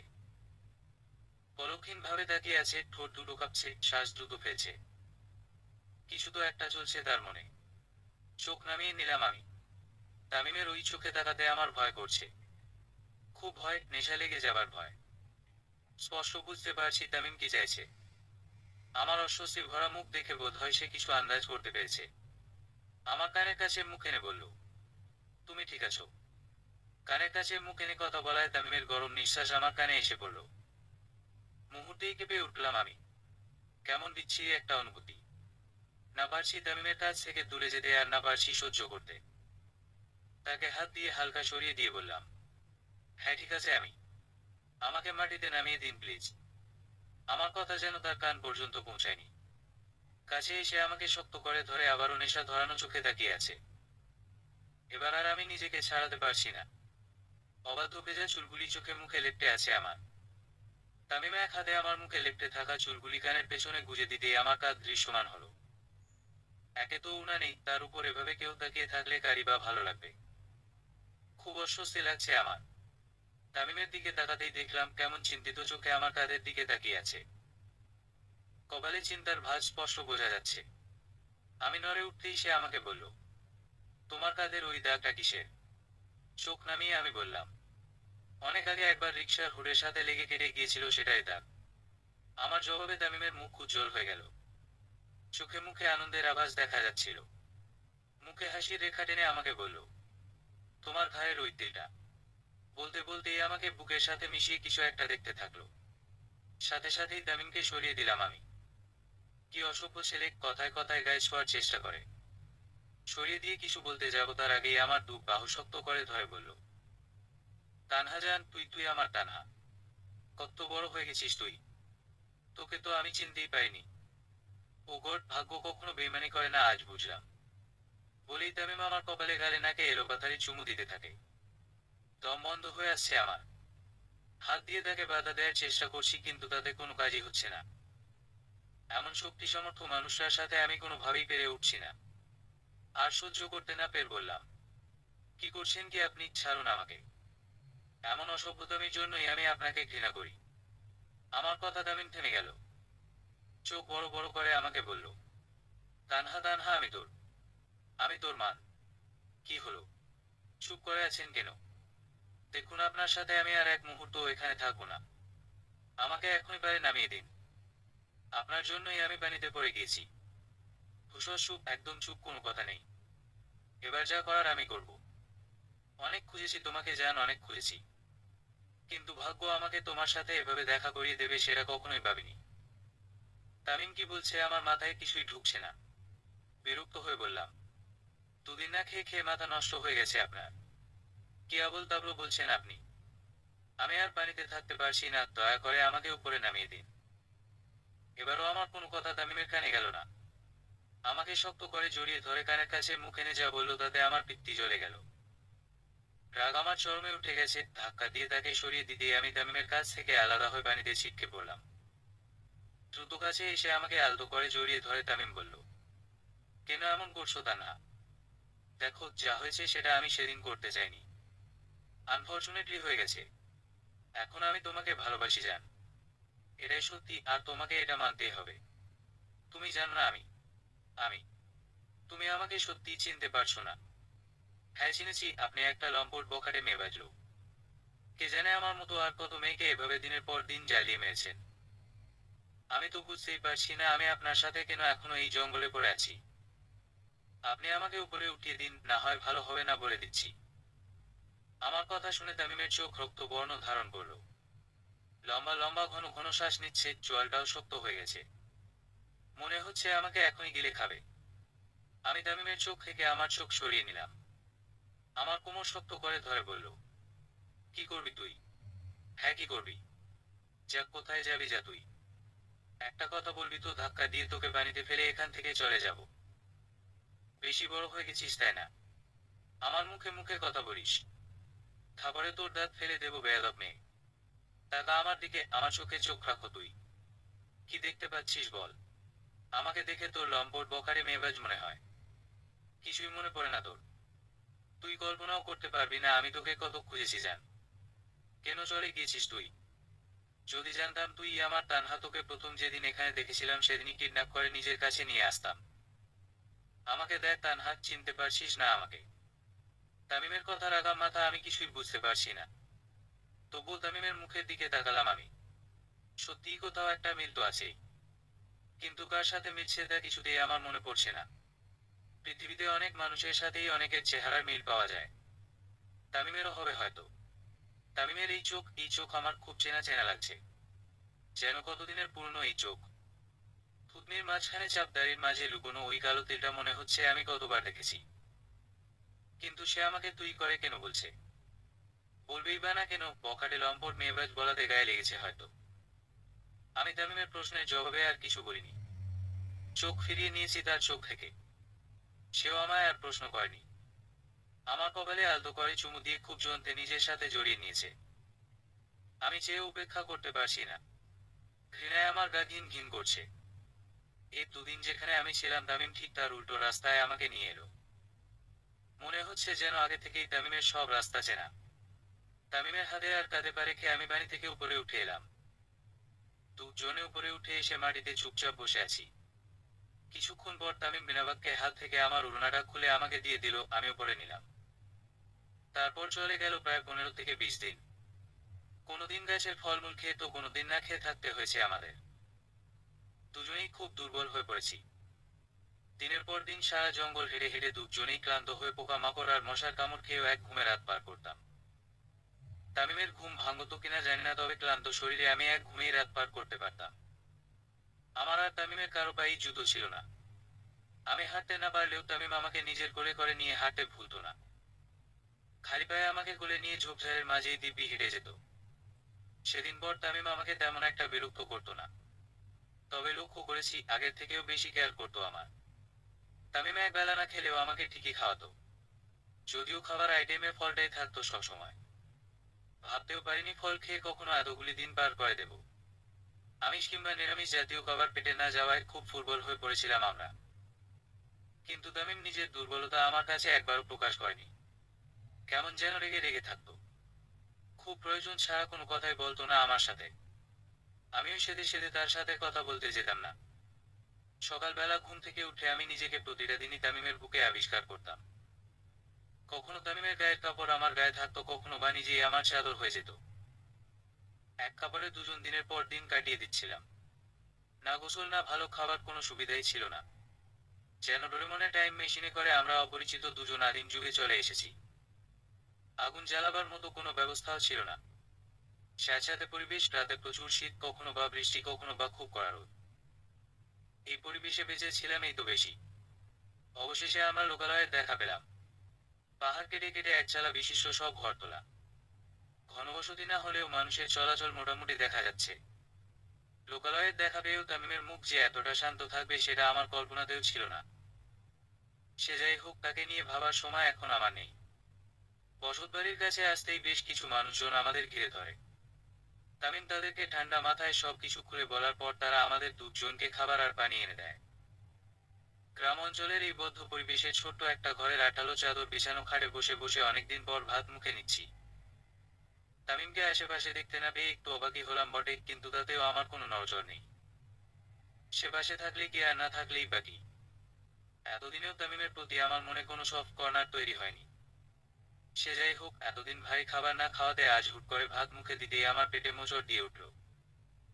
2 থেকে 3 বার ভাত মুখে নিয়ে নাড়াচাড়া করতেই আমার বমি বমি ভাব আসে। প্লেট সরিয়ে পানির গ্লাসটা হাতে নিতে যাব, তখনই আমার মুখ ভর্তি বমি চলে আসে। দৌড়ে বাহিরে এসে কাঁচা পাকা ওয়াশরুমের কাছে গিয়ে গল গল করে বমি করে দিলাম আমি। আমার পেট চিরে সব বেরিয়ে গেল। কোনোরকম মুখ হাত ধুয়ে ফিরে আসবো, তখনই আমি তামিমের কণ্ঠ শুনতে পেলাম। কারো সাথে কিছু একটা বিক্রি করার কথা বলছে।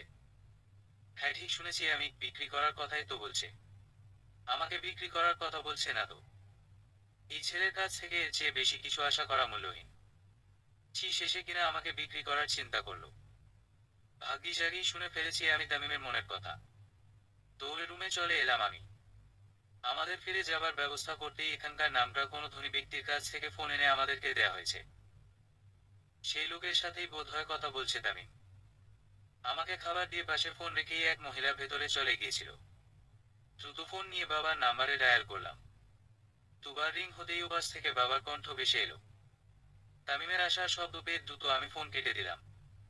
হাত থেকে ফোনটা বিছানার পাশে রেখে পানির গ্লাসটা হাতে নিতেই তামিম রুমে প্রবেশ করলো। আমাকে দেখে আমার পাশে এসে বসে বলল, তুই কো? তুমি এখন কোথায় থাকো? কেন? যা বলছি তার উত্তর দাও। মতিঝিল। ও কি প্রয়োজন ছিল বাসা চেঞ্জ করার? কত খুঁজেছি তোমাকে সেটা তুমি জানো। এই ছেলে কি বলছে? আমাকে খুঁজেছে মানে? ও বুঝেছি, এখন আমাকে ভুলিয়ে ভালিয়ে কিভাবে পাচার করবে সেই বুদ্ধি আসছে হয়তো। তাই তো উৎপটাং কথা বলছে। তুমি ঠিক আছো? এমন দেখা যাচ্ছে কেন তোমাকে? কে কেমন দেখা যাচ্ছে? ঠিকই তো আছি আমি। কিছু বুঝে ফেলেনি তো? না না, বুঝবে কি করে? আমি তো ফোন থেকে বাবার নাম্বারটা ডিলিট করে দিয়েছি। বমি হয়েছে, চোখ মুখ দেখে বোধহয় অন্য কিছু ভেবে নিয়েছে। আমায় চুপ থাকতে দেখে তামিম বলল, খাওয়া হয়ে গেলে একটু রেস্ট নিয়ে নাও। আমরা দুপুরেই ঢাকা ফিরে যাব। বলেই তামিম বিছানা থেকে ফোন হাতে নিয়ে বেরিয়ে গেল। আগেই বুঝে গিয়েছি তামিমের মতলব। তাই তো বুদ্ধি করে ফোন নিয়ে যাওয়ার আগেই আমি বাবাকে ফোন করে দিয়েছি। বাবার এখানে আসতে খুব বেশি 1 ঘন্টা লাগবে। আমার খুঁজে বাবাও বান্দরবন এসেছে। বাবা যে আমাকে নিতে আসছে সেটা কোনোভাবেই তামিমকে জানতে দেয়া যাবে না। মনে মনে বিজিয়ে হাসি দিচ্ছি, ঠিক তখনই তামিম আবার রুমে আসে। ভয় চোখ বড় বড় হয়ে গেল আমার। ফোনের ব্যাপারটা কোনোভাবে বুঝে ফেললো না তো? গলা শুকিয়ে গেল আমার। পাশে থাকা পানির গ্লাস থেকে এক নিঃশ্বাসে সবটা পানি খেয়ে শেষ করে তামিমের দিকে তাকালাম। দেখে মনে হচ্ছে বেশ রেগে আছে।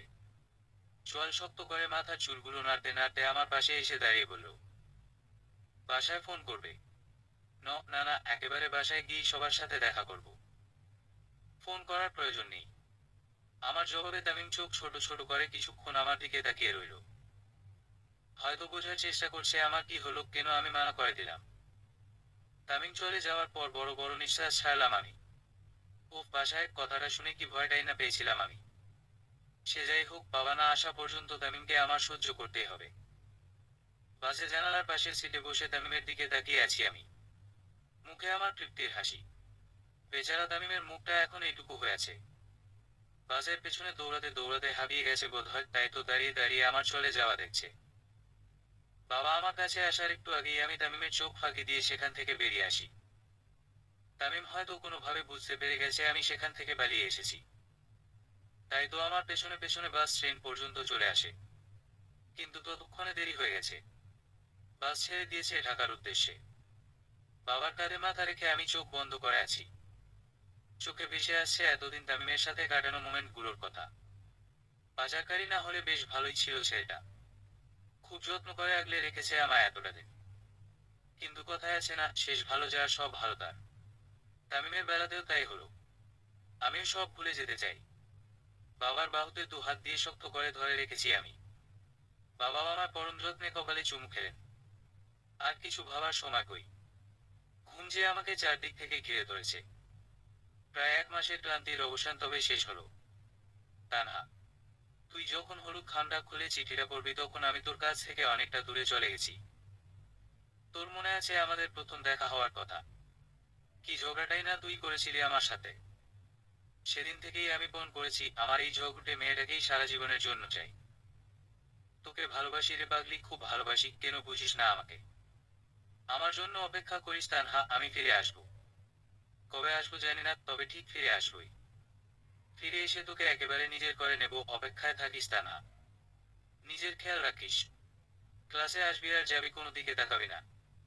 কোনো ছেলের দিকে ভুলেও আর চোখে তাকাবি না। যদি উল্টা পাল্টা কিছু শুনি তবে মেরে তোর হাত পা ভেঙে দেবো, মনে রাখিস। আমাকে নিয়ে যা খুশি তাই লিখতে বলেছিলাম তোকে। যা লিখেছিস সেটা পড়ার মতো না। তবুও যত্নে রেখে দিয়েছে তোর দেয়া হলুদ খামের চিঠিটা। যেখানে যাব আমার সঙ্গে করে নিয়ে যাব। তোর মানা ভায়া। চোখের পানি মুছে চিঠিটা আলমারিতে যত্ন করে রেখে তালা লাগিয়ে দিলাম। আজ আমার বিয়ে হয়ে যাবে তামিমের সাথে। বিয়ের পর তো আর এই চিঠি পড়ার কোনো অধিকার থাকবে না আমার। এ বাড়ি থেকে আমি চলে যাওয়ার পর চিঠিটা বন্ধ আলমারির এক কোণায় পড়ে থাকবে। আস্তে আস্তে পুরনো হতে থাকবে চিঠিটা। হলুদ খামটা আর হলুদ থাকবে না, রং পরিবর্তন হয়ে যাবে হয়তো। চিঠিটার মতো আমার ভালোবাসাটাও এই রুমে বন্দি থাকবে। আমি ঢাকায় চলে আসার পর লোকে মুখে কটু কথা শুনতে শুনতে আমি ক্লান্ত হয়ে পড়েছিলাম। মেয়ে দিনের পর দিন জঙ্গলে জঙ্গলে কার সাথে ঘুরে বেরিয়েছে কে জানে, নষ্টা মেয়ে, এমন মেয়ে বেঁচে থাকার চেয়ে মরে যাওয়াই ভালো। একজ বিয়ে করবে কে এই মেয়েকে, পেটে বাচ্চা আছে নাকি? এই 2 বছর এসব কথার সম্মুখে আমাকে প্রতিদিন পড়তে হতো। তবুও বেঁচে ছিলাম, বাবা মার একমাত্র মেয়ে বলে এত সব কথা শোনার পরও তারা আমাকে আদর যত্নের কোনো কমতি রাখেনি। কিন্তু সময়ের সাথে সাথে তারাও পরিবর্তন হতে থাকে। বিয়ের জন্য তোড়জোড় করে ছেলে দেখতেই শুরু করে। তখনই কোথা থেকে তামিমের উৎপত্তি। বাবাও এমন ছেলে হাতছাড়া করতে চায়নি, ফলাফল আজ আমার বিয়ে। কিভাবে আমার খোঁজ পেল তামিম? তুমি কি ভেবেছিলে তা না? তোমার দেখা আমি আর কোনোদিনও পাবো না। দিনের পর দিন তোমার খোঁজ করেছি। পাগল হয়ে গিয়েছিলাম আমি তোমার দেখা পাওয়ার আশায়। ভার্সিটির ফাংশনে গেস্ট হিসেবে সেদিন যখন আমাকে আর বাবাকে ডাকা হলো, সেদিন তোমার দেখা পেলাম। বোকা তুমি, সেদিনও আমায় দেখে চিনতে পারোনি। আমাকে হয়তো সেখানে আশাই করনি। আজ বিয়েটা হোক শুধু। সব ভুল বোঝাবুঝি ভেঙে দেব আমি। সেই আগের বাড়িটাকে ভালোবাসবো। তোর মানা ভাইয়া আজ তোর হবে তা না। কিছুতেই পারবো না আমি বিয়ে করতে। মনের বিরুদ্ধে গিয়ে তামিমকে কি করে মেনে নেব? আমি পুরোপুরি মানাফকে ভালোবাসি, আমার মানাফকে। হ্যাঁ বাড়াতে হবে আমাকে। এছাড়া আর কোনো পথ নেই। কিন্তু বাবা মা, আজকের পর হয়তো বাবা মা আমার মুখটাও আর দেখতে চাইবে না, ঘৃণা করবে আমায়। সকলের সামনে লজ্জায় হয়তো মুখ দেখাতে পারবে না। ক্ষমা করে দিও আমায়। আর দেরি করা ঠিক হবে না। এখনই বেড়াতে হবে আমাকে। রেল স্টেশনে বসে অপেক্ষা করছি কখন ট্রেন আসবে। বাসে করেই সিলেট যেতে পারতাম, কিন্তু খুব ইচ্ছে ছিল ট্রেনে ঘুরবো। আজ ইচ্ছেটাকেও কেমন ফিকে লাগছে। ওদিকে সবাই হয়তো জেনে গেছে বউ পালিয়েছে। বাবা মায়ের মনের অবস্থা কেমন কে জানে। খুব দেখতে ইচ্ছে করছে বাবা মাকে। ইস একবার গিয়ে যদি জড়িয়ে ধরতে পারতাম। সবাই হয়তো বাবাকে বাজে বাজে কথা শোনাচ্ছে। নিজেকে খুব অপরাধী লাগছে আজ। মানাফকে কোথায় খুঁজবো জানি না। শুধু জানি আমার মানাফকে আমি সেখানেই পাবো। চোখ বন্ধ করে এসব ভাবছি, ঠিক তখনই ট্রেনের হুইসেল শুনতে পেলাম। দীর্ঘশ্বাস ফেলে সামনে তাকালাম। স্বপ্নের ট্রেন ভ্রমণটাও আজ কেমন রসহীন। স্টেশনে তেমন কোনো মানুষও নেই। ফাঁকা স্টেশনে যে কতজন যাত্রী ছিল সবাই আমার দিকে কেমন ফ্যাল ফ্যাল করে তাকিয়ে আছে। হয়তো বুঝে গেছে মেয়েটা তার বিয়ের আসর থেকে পালিয়ে এসেছে। ভাই লেহেঙ্গা হাতে ধরে এগিয়ে যাচ্ছি ট্রেনের কাছে। আশপাশ দেখে নিলাম, পরিচিত কাউকে দেখতে পাচ্ছি না। উঠে পড়লাম ট্রেনে। জানালার পাশে বসে ভাবছি আমি কি ফিরে যাব। আচ্ছা তামিম কি খুব বেশি রেগে গেছে? আমার বাবাকে অপমান করছে না তো? কিন্তু এত দূর এসে ফিরে যাওয়া অসম্ভব। পালিয়ে যখন এসেছি এখন ফিরে যাওয়ার চিন্তা করা নিতান্তই হাস্যকর। আমার সামনে এক মধ্যবয়সী মহিলা মাথায় ঘোমটা দিয়ে বসে আমার দিকে তাকিয়ে আছে। আমারও অবশ্য মাথায় ঘোমটা দেয়া, কিন্তু মহিলার আর আমার মধ্যে বেশ পার্থক্য। এই বগিতে মাত্র 9 জন মানুষ বসে আছে। আমার জন্য অবশ্য ভালোই হয়েছে, সকলের চোখে বধূ বেশে বসে থাকা আমার জন্য অস্বস্তিকর। আচ্ছা, মহিলাটি আমার দিকে তাকিয়ে কি ভাবছে? ভাবছে হয়তো আমি পাগল, বিয়ের আসর থেকে পালিয়ে এসেছি। আমাকে দেখে হয়তো তারও অতীত মনে পড়ছে। খুব জানতে ইচ্ছে করছে আমাকে নিয়ে সে কি ভাবছে। কৌতূহল দমিয়ে রাখতে না পেরে তাকে প্রশ্ন করেই বসলাম। কিছু বলবেন আন্টি? আমার প্রশ্ন শুনে মহিলাটি নড়ে চড়ে উঠলেন। কিছুটা আমতা আমতা করে তিনি আমাকে পাল্টা প্রশ্ন করলেন। মা, তুমি কি বেলায় আসছো? না মানে এমন পোশাক গায়ে? ভয় পায় না, আমি কাউরে বলবো না। আমি একটু হেসে মহিলার প্রশ্নের উত্তর দিতে যাব, তখনই কোথা থেকে শেরওয়ানি পাগড়ি পরা একটি লোক মুখে রুমাল দিয়ে মহিলাটিকে বলল, না আন্টি পালিয়ে আসেনি, ও আমার সাথে এসেছে। একটু আগেই বিয়ে হলো আমাদের। তার আবদার বিয়ের পর ট্রেনে করেই নাকি সে শ্বশুর বাড়ি যাবে। বলেই সে আমার গা ঘেঁষে বসে মুখ থেকে রুমাল সরিয়ে ফেলল। এবার আমার হাত পা কাঁপতে শুরু করলো। ভয় চোখ বড় বড় করে তাকিয়ে আছি আমি, লোকটা তামিম ছাড়া আর কেউ নয়। কিন্তু তামিম আমার খোঁজ পেল কিভাবে? আমি তো খুব গোপনে সকলের চোখ ফাঁকি দিয়ে এসেছি। ভয় আমার মুখ থেকে কোনো কথাই বের হচ্ছে না। তামিম আমার মেহেদি রাঙা হাত শক্ত করে ধরল। এত জোরেই ধরেছে যে কাচের ছুরি দুটো ভেঙেই গেল। আমার দৃষ্টি একবার তামিমের হাতের দিকে তো আরেকবার তামিমের চোখের দিকে।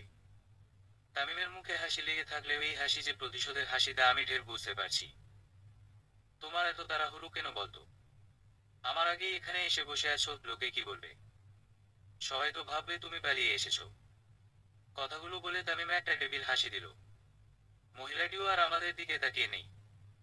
বড় করে ঘোমটা টেনে সিটের সাথে মাথা হেলিয়ে দিয়েছে।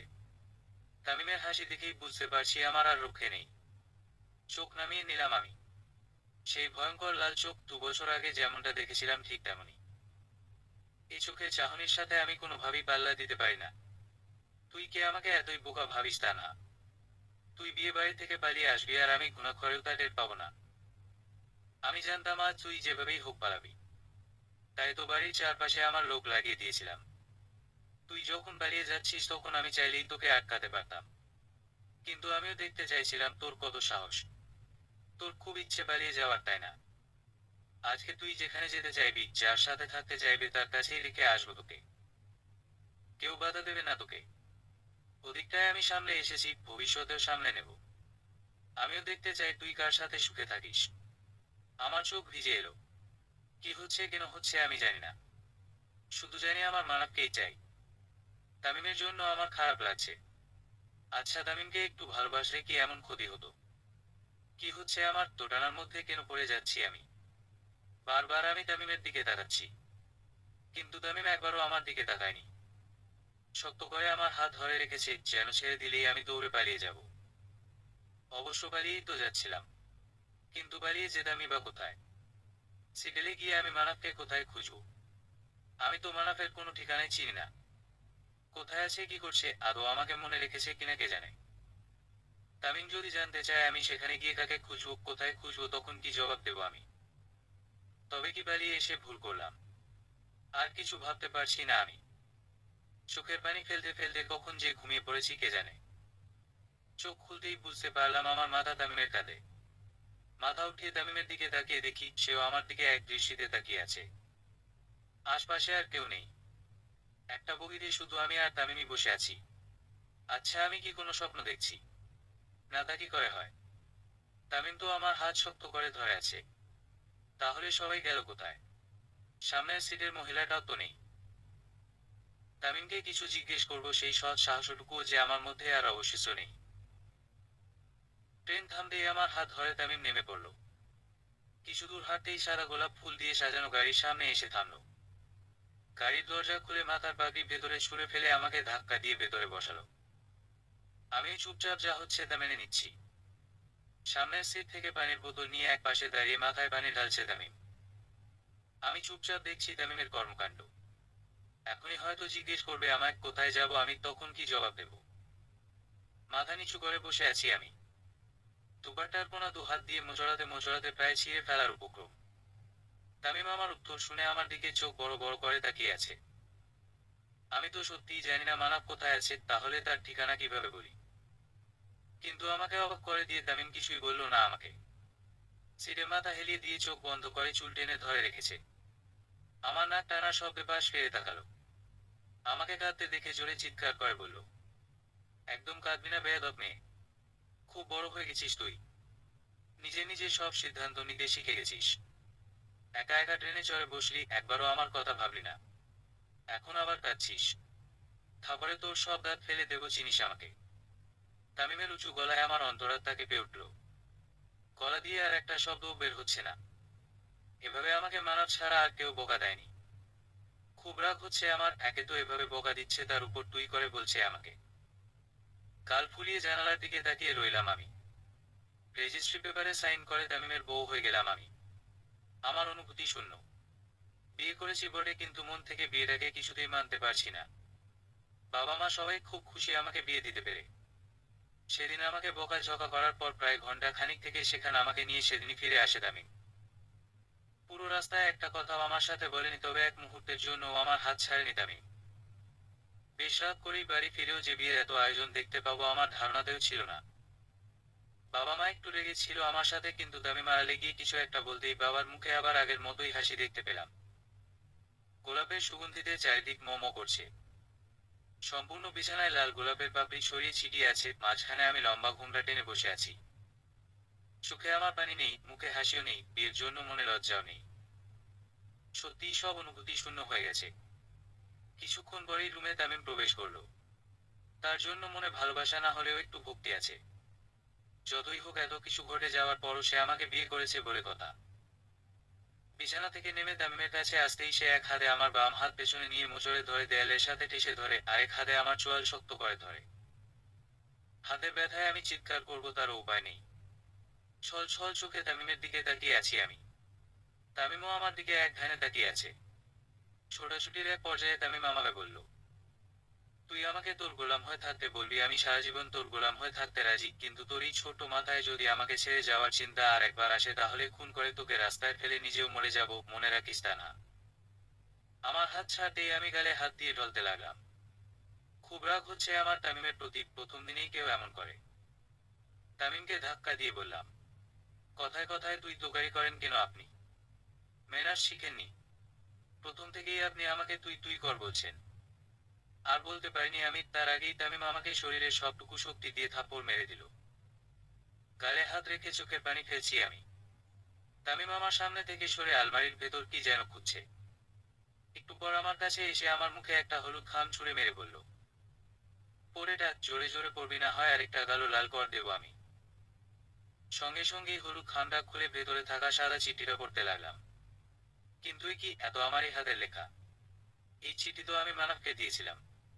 তাহলে তামিমের কাছে এই চিঠি কিভাবে এলো?